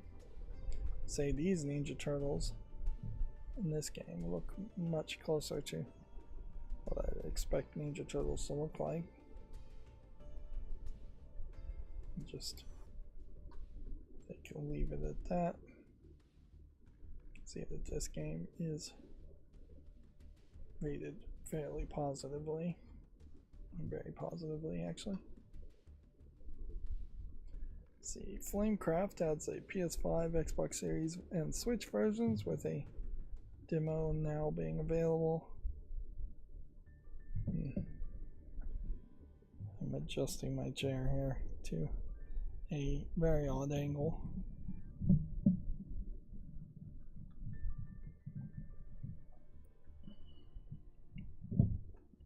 Increasingly, I'm deciding to lean forward more,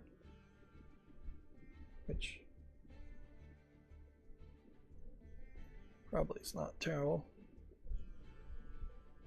The chair I have is very heavy and fairly expensive. It's not a great chair. I do think I would probably have to chop it up and still get somebody to help me get rid of it and spend a lot of money to replace it. Flamecraft adds PS5, Xbox Series, and Switch versions. Demo now available. I think I just said that. Don't have an actual release date here for this game. It seems to be some kind of card-based dragon management strategy game of some sort. That might be interesting, but just never know, really. Yeah. Let's see, Sling 2, The Beast Within adds a PS5 and Xbox Series versions. Sling looks like this. Which looks fine enough. Again, I'm having to reload everything so the hotkeys actually make the files I need. The fantasy roguelite first-person shooter Guns and Dragons has been announced for PC, which, yeah, I'm never really a big fan of the crossover genres aspect, but, you know, maybe somebody could convince me to like a crossover. No More Room in Hell 2 launches August 11th. Version 1.0 features and updates have been detailed. I'd assume this is a zombie game, but it is an online co-op zombie game. But yeah, it definitely feels like it might be the modern take on something like Left 4 Dead, with a major problem of not having single player and also being mixed reviewed all over the place. Yeah, that's a huge red flags. Tormented Souls 2 is coming to Switch 2 on August 15th. I wouldn't have been 100% certain that that would have ever come to consoles. This is another series that maybe I'd like to get into, but also might find is just too much like original Resident Evil games to make me really want to play it. Let's see. Demeo X Dungeons and Dragons Battlemarked is coming to the Xbox Series in 2026. You can see that is very positive on Steam. Oh, by the way, the reason why I turned off the hotkeys is because I was anticipating making categories for the wish list, and every time I start typing, anything with like WASD in it will just trigger the hotkey. Undoubtedly, there is a flaw in my way I've coded it, and I'd have to get very creative to fix that. so that the hotkey only works when you aren't in a text box. And there's almost certainly a way to do it, but I have no clue as to what it would be to do. It would need to do. BioEden for PS5, Xbox Series, and Switch 2 launches September 3rd. Suffice it to say, it doesn't just work.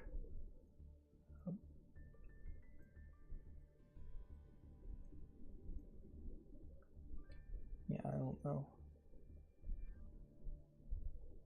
if there would be a way to make it just work. Let's see, Marvel Spider-Man's new version updates now available with fresh start and Marvel token suits and enhanced PSSR support.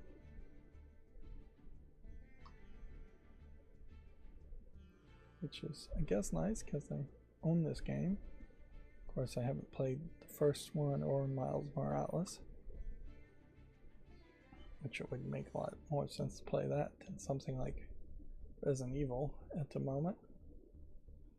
Neo 3 DLC Hell Rising launches August 19th. You get a lot of games that mention hell. Not anywhere as many games that mention heaven.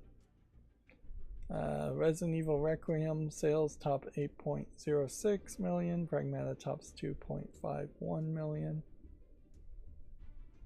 We haven't heard anything from Monster Hunter in a while.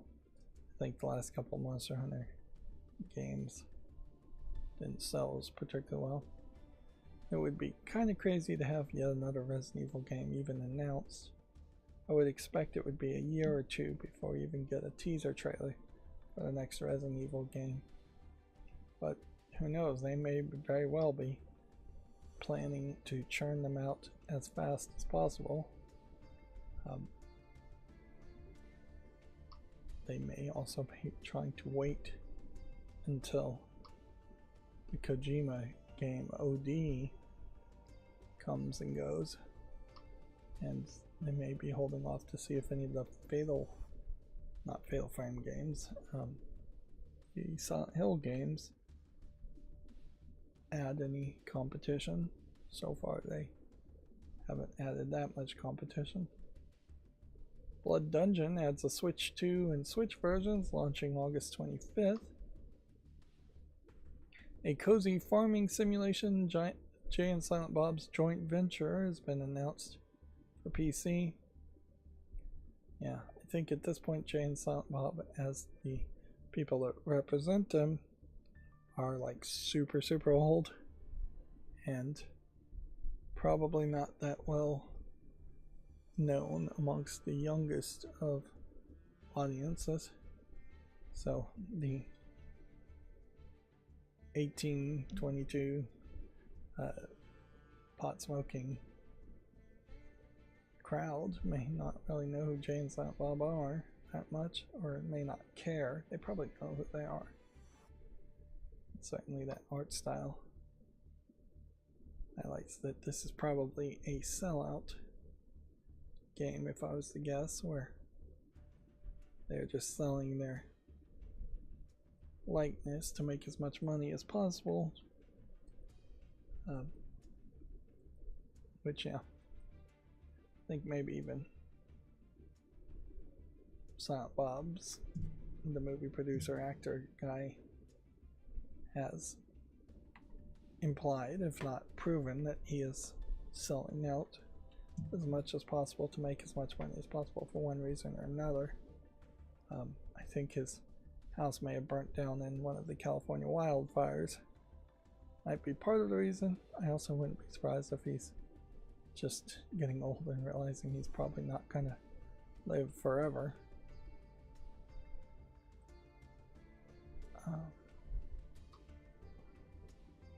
On the other hand, it does have some SEO possibilities, so let's make at least a YouTube short on it. Just because it has Jay and Silent Bob in the name. I don't think Blood Dungeon looks interesting to me. Beastlink launches in early access for PC on August 18th. I still am thinking about the level of curation I should do as far as making YouTube shorts. Because yeah, if something's not for me, it doesn't mean it still shouldn't get a YouTube short. Moonlight Peaks sells 200,000 copies, which for a game that looks like that probably is a huge number. This is more of a Stardew Valley cozy game, but you're a vampire in a vampire world, which is somewhat of a twist, not a huge twist. Go north. Might be something.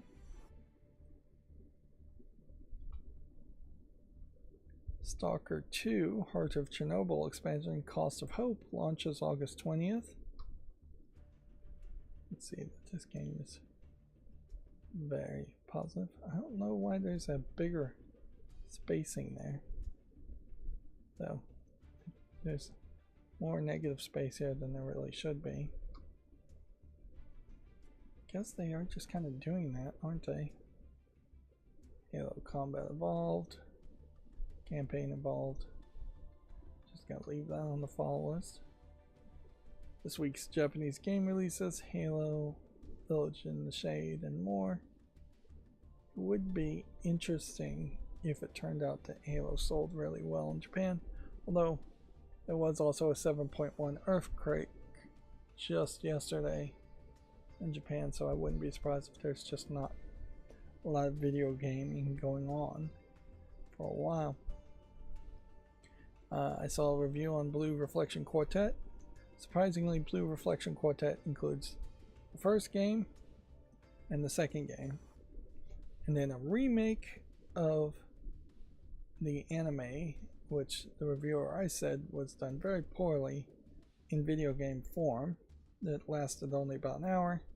Then a remake of a mobile gacha game that lasted a little bit longer, but also was kind of pointless. So at best, 4 games really boil down to 2 games that are reasonably what you should play, and it really boils down probably to the second game being the one you should play. Now I do think the second game is a different version of the second game, so if you just wanted to try and get into Blue Reflection, buying the quartet and playing the second game still may very well be the best way to do it, but that is certainly not a great way to make a 4-game bundle. It feels like particularly the anime should have just been included, and the gacha game probably should have just been turned into a visual novel or animation or something. It would have kind of made more sense to take the elements of the anime and the gacha game and integrate them as just more things you can interact with and deal with as far as collectibles and secrets and extras in the second game. Let's see, Siuka Game Planet is now available for the PS5 and PC, according to Komatsu. This is another one of these fruit merging games that I don't think are particularly interesting. Sorry, I'm yawning. I knew this was going to happen. Yeah, we got like the same story twice in a row. I don't know why that would have happened. Kimihiro Patra IF launches November 26th in Japan for the PS5, Switch, and PC. It is obviously a visual novel. I don't think it's an otome one though, because you're seeing female characters.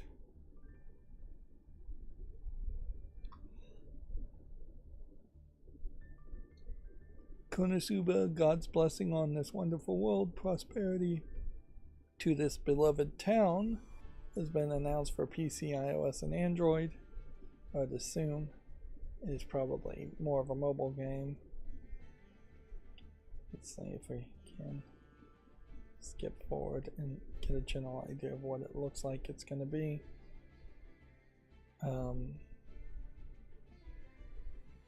My guess is it is a dungeon crawling game.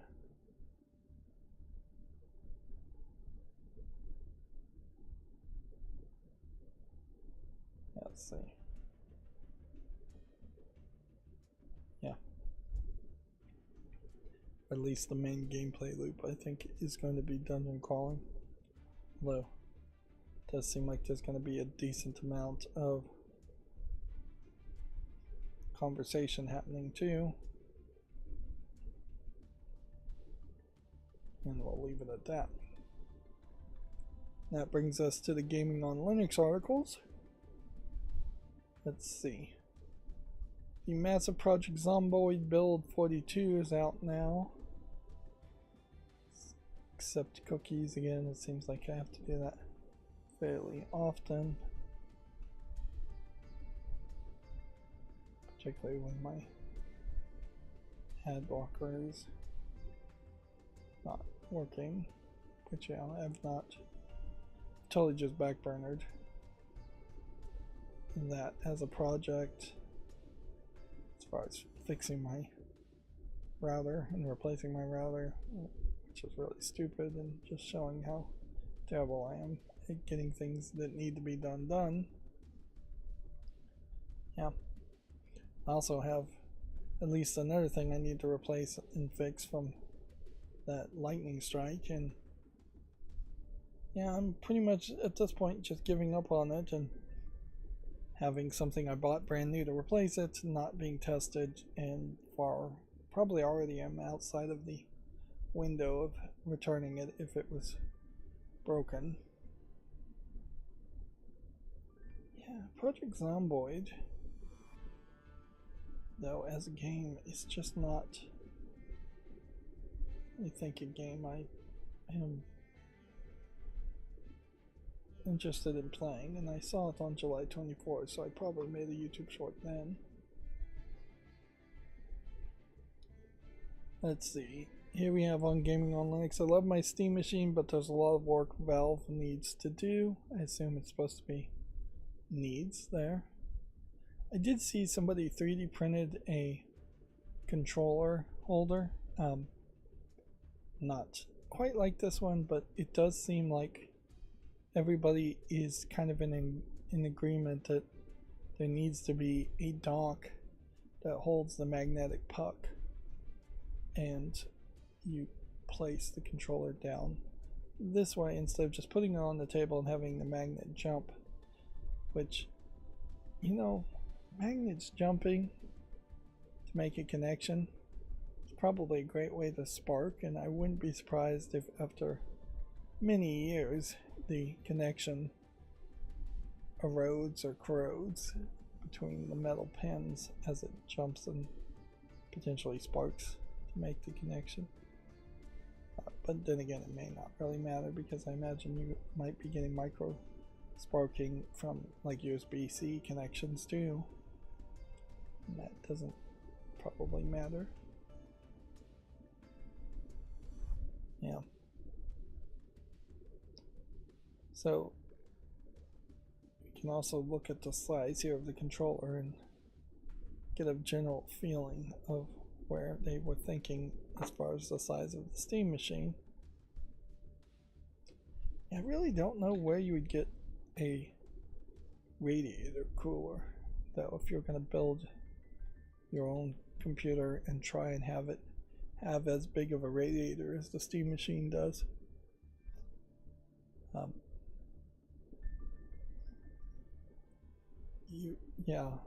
You just have to find like what computer fan has a radiator block that big, and you may not even find anything with a radiator block that big. You may have to custom make something. Anyways, Gaming on Linux says sometimes games won't load at all. There are times games refuse to install to the micro SD card until you reboot.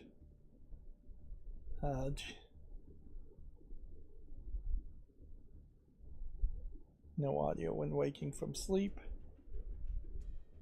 Yeah, which that was a problem with the Steam Deck, I think, for a brief time there.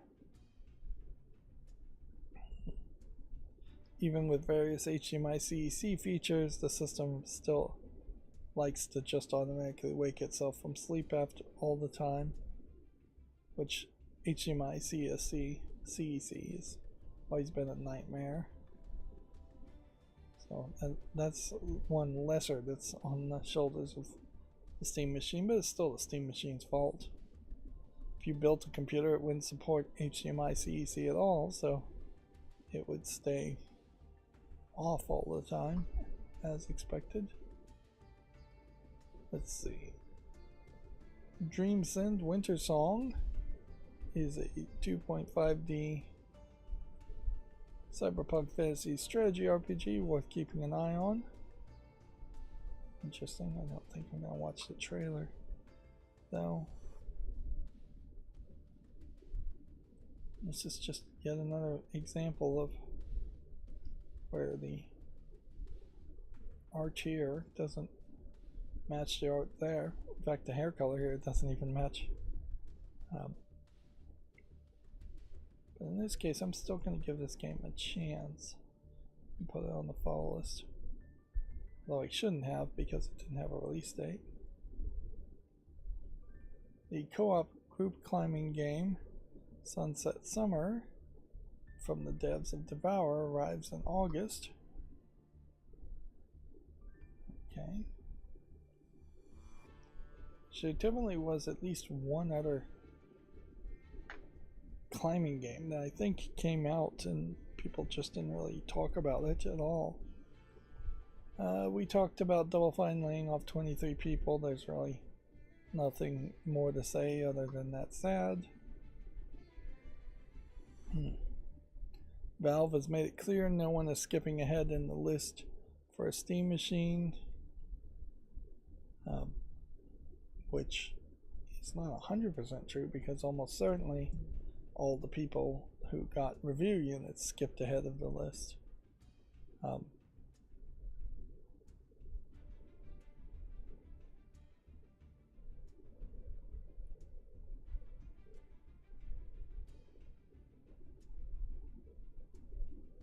Yeah.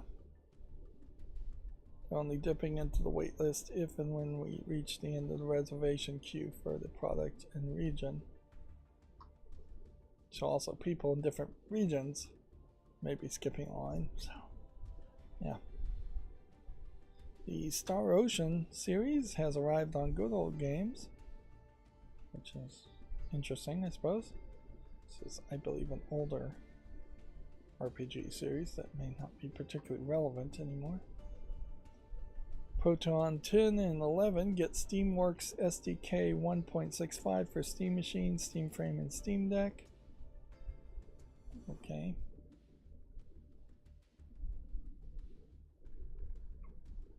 Brings a number of enhancements to the Steam API for developers targeting Valve's SteamOS hardware.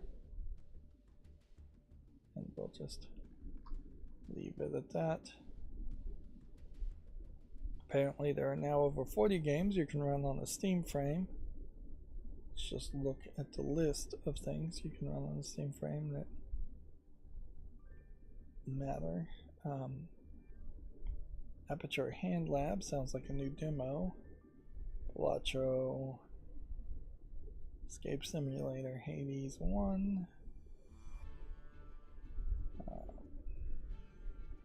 Portal 2.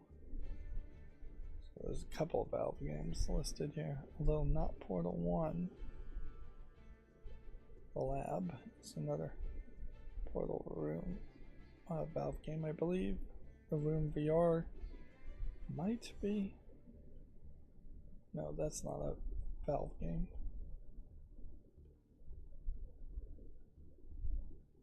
So yeah, nothing super surprising on this list, and nothing particularly interesting on that list. Kusane, City of Wolves. some of these top-down shooter games I think may very well not be interesting to me. Yeah, I am at a certain point going to be in danger of just removing way too many games and just realizing that I'm not that interested in playing that many more games at the moment. I could definitely feel that I might be just in a downturn as far as my interest in playing games at the moment, and it would be nice to be a little bit more revitalized and energized to get back to making more content and playing games. Good Old Games confirms they're working towards a Good Old Games Galaxy on Linux, which their interface, while I wouldn't say it looks great, looks decent enough. Proton Experimental brings fixes for Far Cry New Dawn, Binding of Isaac Rebirth, and controller hot plugging, which what wasn't working in Binding of Isaac.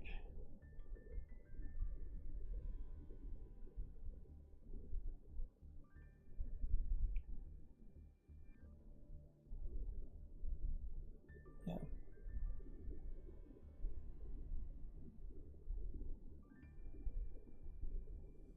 Apparently we don't have the full list here because not mentioning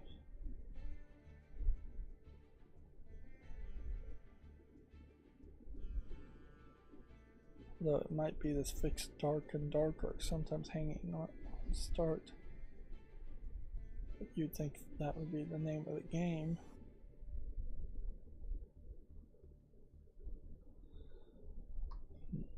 Yeah, the one thing that was interesting to me is not being answered.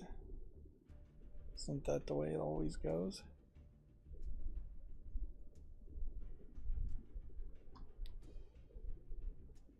Let's see. Once again, I'm gonna adjust myself in my chair. Back and forth, back and forth. Might as well be a rocking chair at some point.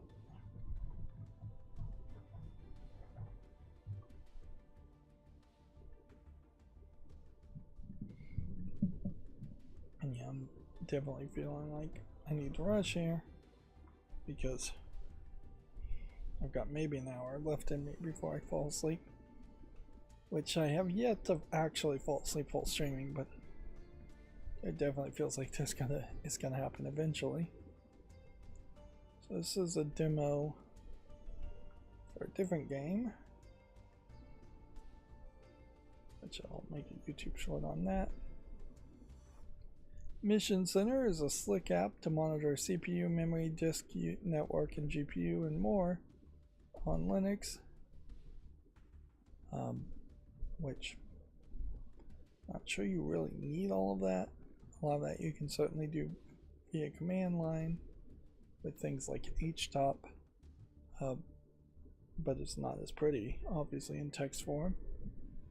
But also, in most cases, you just are wasting resources to see where resources are being allocated, particularly considering you tend not to have any real control on most of these allocations. Let's see. Aloe Gloom is a gorgeous looking point and click adventure. Okay. Different kind of art style. What happened to that one that was a hand-drawn point and click? It looked really good. Has that come out? I'm not sure. It's probably been a couple of hand-drawn games that have either come out or were highly anticipated and haven't come out yet. Let's see. 007 First Light is now Steam Deck Steam Machine verified. Interesting. Otherwise, it's rated very positively on Steam. That brings us to the GameDeveloper.com articles. Double Fine making layoffs after being jettisoned by Xbox, which jettisoned probably is the right word. We have Moho Arms, which is not being received particularly well in the last 30 days.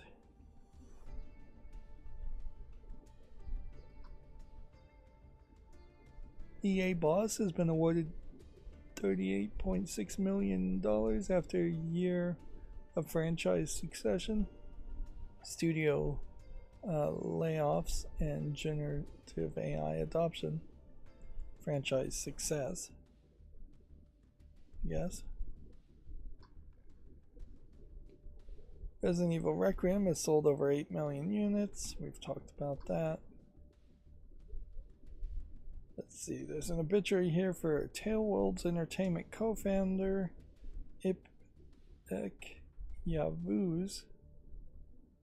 She co-founded the Mountain Blade studio in 2005 alongside her husband Armagan Yavuz. Okay, I'm not particularly familiar with these people, and I'd imagine there's not too much to say. Other than that, it seems like she mostly just worked on Mountain Blade.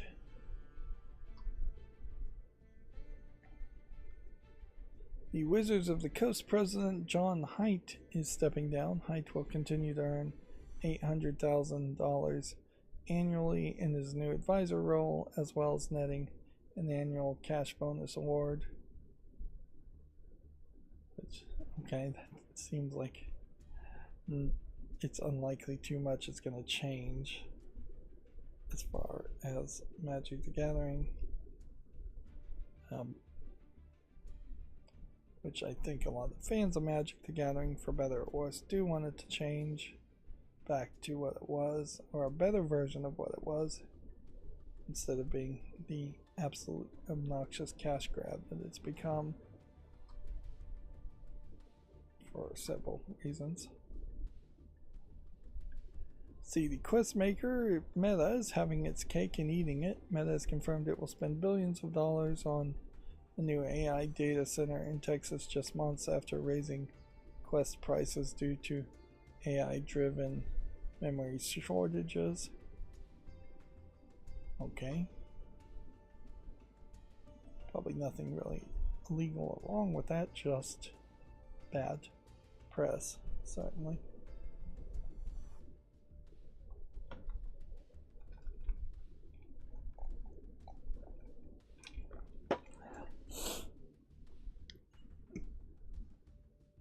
Well, I think this is, at the very least, going to do what I hoped it did, which is keep me awake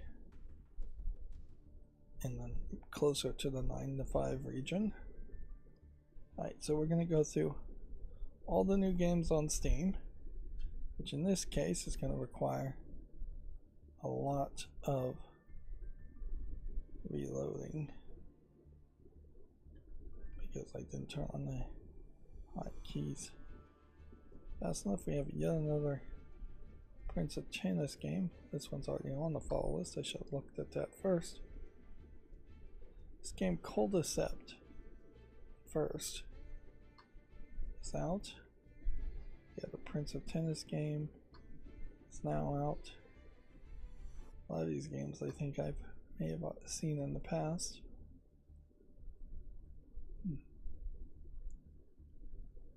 And I guess the question to ask is, are these the kind of games I'd ever want to play? And even that question, which should be a fairly easy one, I'm struggling with. This looks like an oscilloscope based game. Some kind of mathematical proving game. Feels too much like a joke, or feels like it would just be too educational for its own good. So yeah, I'm swiping down the closed tabs that I don't think I even want to make a YouTube short on. Otherwise I'm pressing hotkeys to create a YouTube short or to put it on the follow list and create a YouTube short. Do have a third hotkey to put things directly on the wish list and make a YouTube short too. I don't use that fairly often. Yeah. Oh, I did watch a movie called, I think, Operation Taco Gary. Very silly, absurdist movie. Not funny, particularly though. And maybe there's an audience for it, but I didn't really feel like there was enough going on there comedy wise. That being said, I would say the absurdist silliness of the movie there is probably better than some of the other garbage comedy movies on Amazon Prime. Like Stan Helsing is a good example of just like a garbage comedy movie.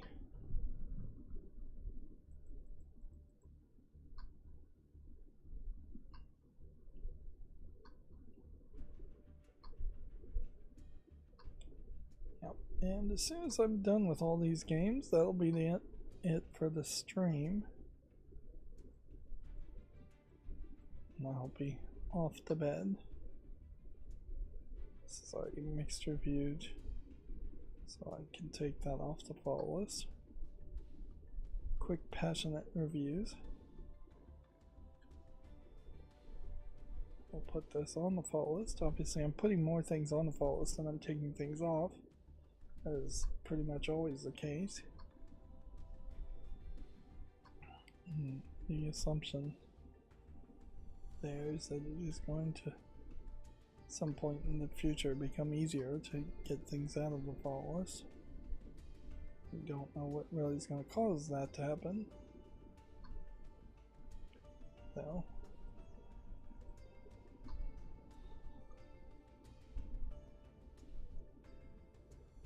Interesting idea to play as a beekeeper. I don't know if there's enough to make a video game around beekeeping. And frankly, it might just be better to actually keep bees than to simulate it, which is often the case for a lot of games, is that the simulating of an enjoyable task or the simulating of a very unenjoyable task doesn't make a lot of sense in video game form.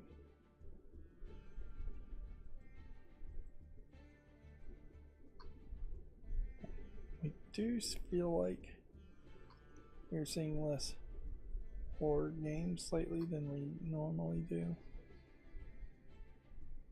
Of course, I'm also auto-closing games that don't support English and or have AI disclosures, which has pretty consistently shown that there is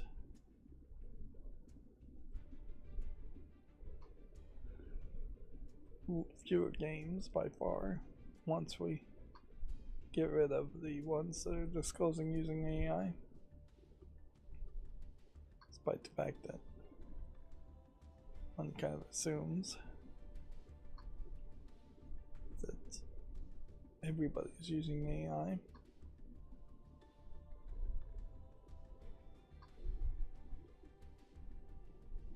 It is a question as far as whether people are going to start stalking game developers to figure out if no user reviews on Steam. But yeah, they're going to probably start following developers and going into their old posts to figure out if they're using AI.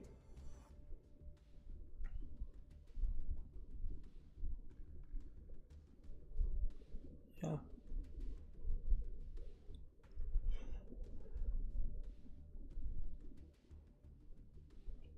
So yeah, in Blue Reflection Ray, this is the one that's based on the anime.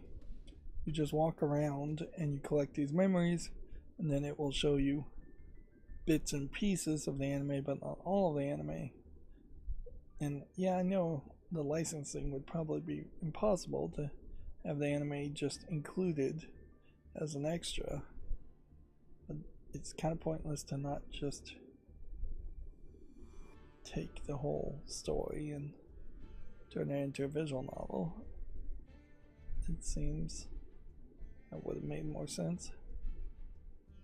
And then Sun is the only time you play as a male protagonist who has no personality, and they termed the gacha game using the more modern engine, but they remade the gacha game basically.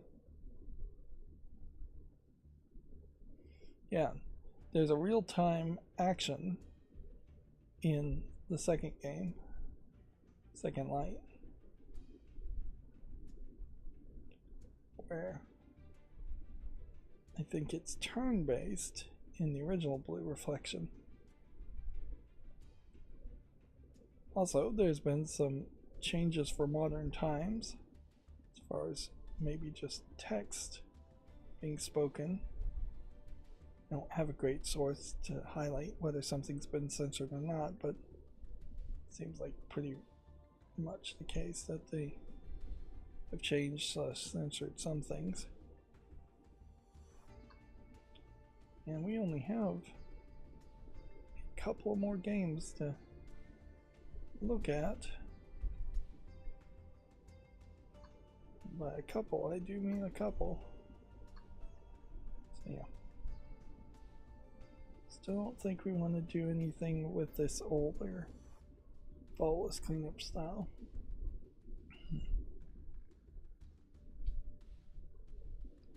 Yeah. So I think we will just end the series here. I'm not even going to bother to try to make any promises. I'll be lucky if by Friday I've actually accomplished anything more than maybe finishing Mario Party 1,000 Year Door. That's going to be it for the stream. As always, I ask you to like, share, subscribe, comment, and keep on watching. Thanks.